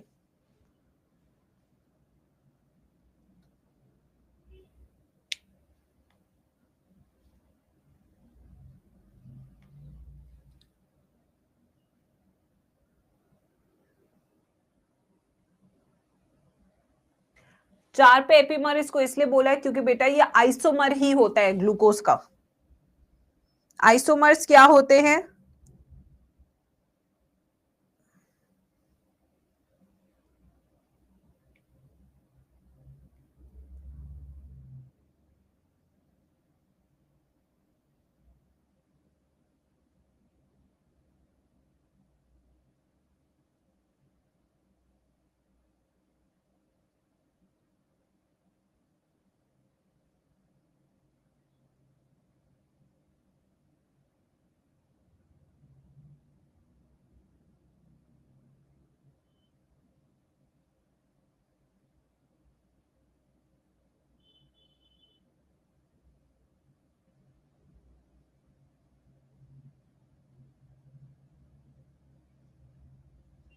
48 हो गया. I think enough time has been given to students.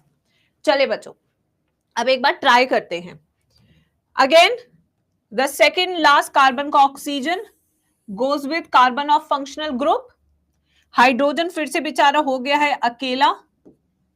Now this hydrogen, ये hydrogen will now go to this oxygen. This is hemi acetylation. ठीक है. अब यहां पे रिंग में कितने कार्बन होंगे एवरीवन? रिंग में कितने कार्बन होंगे? 5. तो यानी कि रिंग कौन सी बनेगी? फ्यूरेनोस या पायरेनोस? कौन सी रिंग बनेगी? फ्यूरेनोस या पायरेनोस? अब रिंग बनेगी पायरेनोस. कौन सी रिंग बनेगी अब? पायरेनोस. 1 2 3 4 5 6. ठीक है. नेक्स्ट 1 2 3 4 5 6. पहले तो इतना लेबल कर लो. अब मैं, ये है अल्फा फॉर्म, ये है बीटा फॉर्म. तो ऊपर आएगा H या OH? ऊपर आएगा H, क्योंकि अल्फा फॉर्म है ना. HOH. ये बीटा फॉर्म है, सिस फॉर्म, OH. इतना कर लिया लेबल सबने. अब आते हैं सेकंड कार्बन. ये वाली साइड रिंग के अंदर, this side goes inside ring, inside ring. तो फर्स्ट पोजीशन तो हम ऑलरेडी मार्क कर चुके हैं. सेकंड पोजीशन पे अंदर क्या जाएगा? H, बाहर OH. अंदर क्या जाएगा? OH, बाहर H. ऊपर की तरफ, अंदर की तरफ यानी ऊपर OH, H. ये जो स्ट्रक्चर बना है सेम यहां पे बनेगा, बस फर्स्ट पोजीशन के अलावा. H OH OH H OH H. नाम क्या होगा? Now naming is also equally important here. This is alpha D galactopyranose. इसका नाम क्या होगा? Beta D galactopyranose.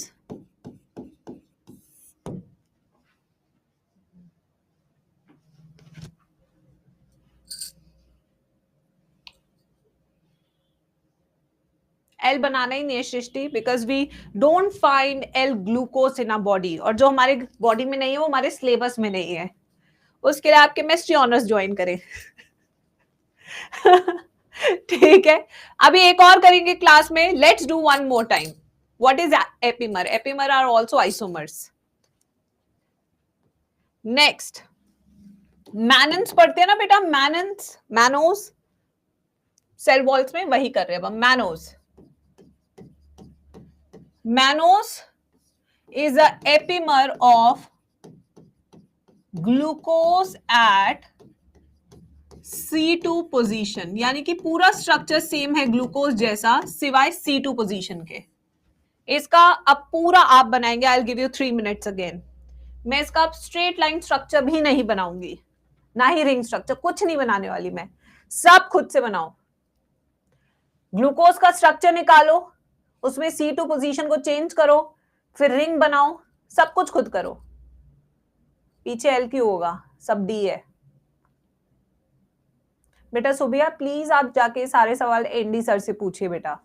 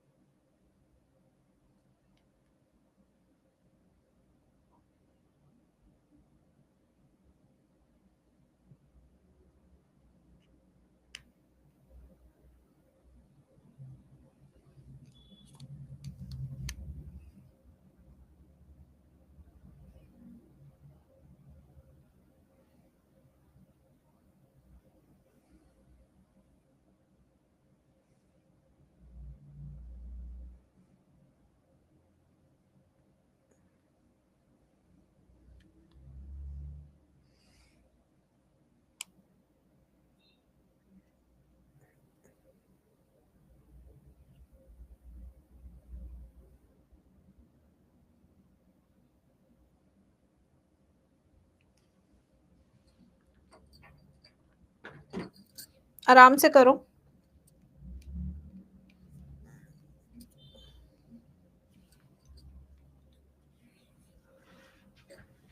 आ जाओ, अब बनाएं, अब मैच करिए बच्चों। 1 2 3 4 5 6, पहले पे aldehydic group, second is epimer, तो ग्लूकोज से थोड़ा सा स्ट्रक्चर चेंज होगा, बाकी स्ट्रक्चर बिल्कुल ग्लूकोज वाला ही रहेगा। So this is D mannose, क्योंकि ये राइट साइड है। इसका जो ऑक्सीजन है सेकेंड लास्ट कार्बन का फंक्शनल ग्रुप के कार्बन के साथ, और ये हाइड्रोजन ऑक्सीजन के साथ हेमी एसिटाइलेशन होता हुआ ये कार्बन हट गया, बॉन्ड हट गई। अब यहाँ पे कौन सी रिंग लेंगे बच्चों, कौन सी रिंग लेंगे, 5 कार्बन की, 1 2 3 4 5 6, एक और बनाएंगे, 1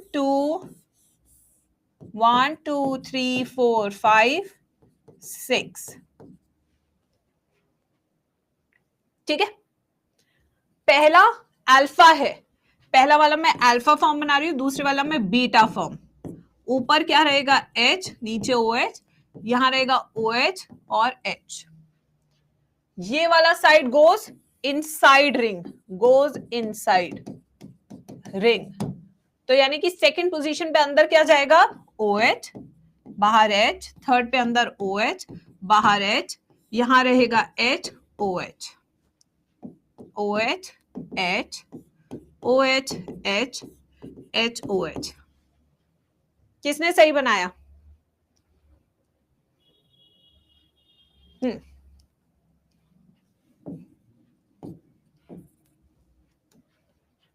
ये क्या होगा, पहले वाला, पहले वाले का नाम क्या होगा, अल्फा डी मैनो पायरेनोस। इस वाले का नाम क्या होगा, बीटा डी मैनो पायरेनोस।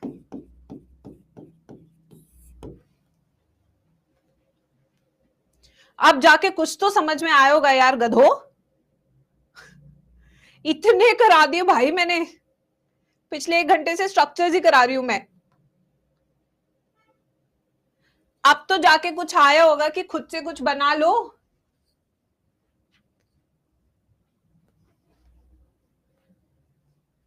ये सारा होमवर्क है, सारे घर पे खुद से बनाओगे। This is a homework as well, सारा रिपीट करना है जो लास्ट में मैंने पढ़ाया। कल हम यानी कि मंडे की क्लास में हम डाइसैकेराइड्स कंप्लीट करेंगे, we will complete polysaccharides, then we will start with amino acids also in the next class.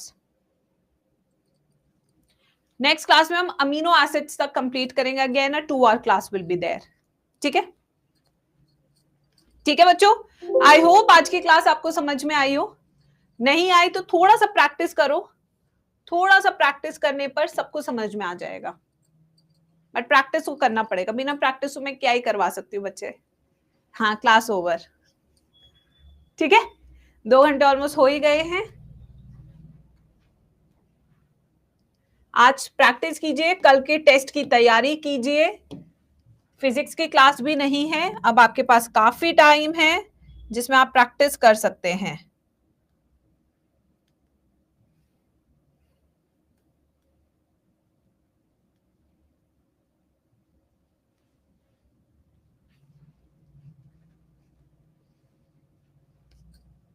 Bye.